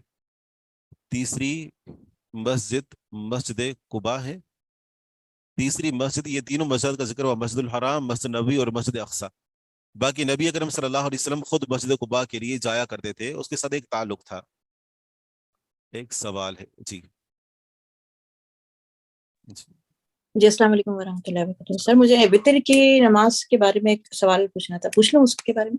जी मुझे ये पूछना था ऐसे कि वितर की नमाज के बारे में बताया था कि वो मगरिब की नमाज के मुशाबह नहीं होनी चाहिए, यानी कि 3 रकत आप कंटिन्यू पढ़ें, बीच में 2 तशहुद के लिए 2 रकत के बाद नहीं बैठना। लेकिन ऐसा रमजान आने वाला है, तो रमजान में ऐसे हम लोग जाके तरावियां वगैरह पढ़ते हैं, तो वहां पर पूरी भरी हुई मस्जिद होती है, खवातीन का पोर्शन ज़्यादा अलग होता है, लेकिन वो इस तरह नमाज पढ़ाते हैं कि 2 रकत के बाद तशहुद के अंदर बैठ के और फिर तीसरी रकत में खड़े होते हैं, यानी अत्तहियात के बाद। तो ज़ाहिर है अब मैं भी उसी को फॉलो करती हूँ, तो उसमें क्या करना है कि अब ज़ाहिर कहीं और मस्जिद का सफर करो या फिर ढूंढो कि फिर वहां पर, तो ये उनकी पैरवी करें या क्या करें, ये मेरे समझ में नहीं आ रहा था। तो वितर नमाज को बाजमात पढ़ना, ये किसने कहा है कि बाजमात वितर अदा करना वाजिब है? ये जरूर है कि फजीलत है कि इमाम जब सलाम फेरे तो उसके साथ ही सलाम फेर दिया जाए, लेकिन अगर कोई काम खिलाफ सुन्नत हो रहा है, जो बंदा वितर को खिलाफ सुन्नत पढ़ रहा है ना, तो वो तरावी भी खिलाफ सुन्नत ही पढ़ता होगा। ये तो लाजमी सी बात है। ऐसा नहीं हो सकता कि कुछ सुन्नत को फॉलो कर रहा है, कुछ सुन्नत की वो मुखालफत कर रहा है। तो बहरहाल आप पूरी नमाज को देखें कि उनकी पूरी नमाज क्या है। अगर पूरी नमाज सुन्नत के मुताबिक है, सिर्फ वितर का कोई मामला है, तो वितर के अहादीस आपके सामने आ चुकी हैं, लिहाजा आप वितर बाजमात ना पढ़ें। जी हाँ, अच्छा, यानी अलग से अपनी नमाज पढ़ लें, अलग अलग हट से वितर नमाज पढ़ सकते हैं, बिल्कुल। अच्छा, जज़ाकल्लाह खैर। बारकल्लाहु फीकुम। उस किरात में इख्तलाफ वाली बात समझ नहीं आई, तो कुछ रिवायत में है कि पहली रकात में सूरतुल जुमा, दूसरी में सूरतुल मुनाफिकून पढ़ा करते थे, और दूसरी में है कि आप अलैहिस्सलातु वस्सलाम ने पहली रकात में सूरतुल जुमा पढ़ी और दूसरी में सूरतुल गाशिया पढ़ी। तो ये जायज़ है, यानी सूरतुल जुमा सूरतुल मुनाफिकून पढ़ना ये भी जायज़ है, सूरतुल आला सूरह गाशिया पढ़ना ये भी जायज़ है, और दोनों को मिक्स करना भी जायज़ है कि सूरतुल जुमा पहली रकात में पढ़ी और दूसरी रकात में सूरतुल गाशिया पढ़ ली, ये भी जायज़ है। शेख एक सवाल मुझे पूछिए। सही। शेख जैसे आपने कहा था कि ऐसा हुक्म नहीं लगता कि सुन्नत है या बिदअत है, तो जैसे सलातुत तस्बीह है उसके मुतालिक भी यही बात होगी, क्योंकि अगर कहीं पढ़ाई जा रही है और आपको लग रहा है कि अगर हम नहीं पढ़ेंगे तो ज़्यादा मसला हो जाता है, क्योंकि सब पढ़ रहे होते हैं, एक क्योंकि एक फरीक सुन्नत कहता है तो एक फरीक बिदअत कहता है, तो क्या बहरहाल इस मामले में तो ये है कि उलमा के अकवाल दोनों तरफ मौजूद हैं, तो ये बात भी उसके अंदर शामिल हो सकती है। सर, अर्जू का मतलब हमें पढ़ा उम्मीद होता है, लेकिन मेरे एक अरबिक टीचर ने कहा था कि अर्जू का माने अल्लदी, यानी अशई अल्लदी तहताज बिशिद्दा, अर्जूक। सही।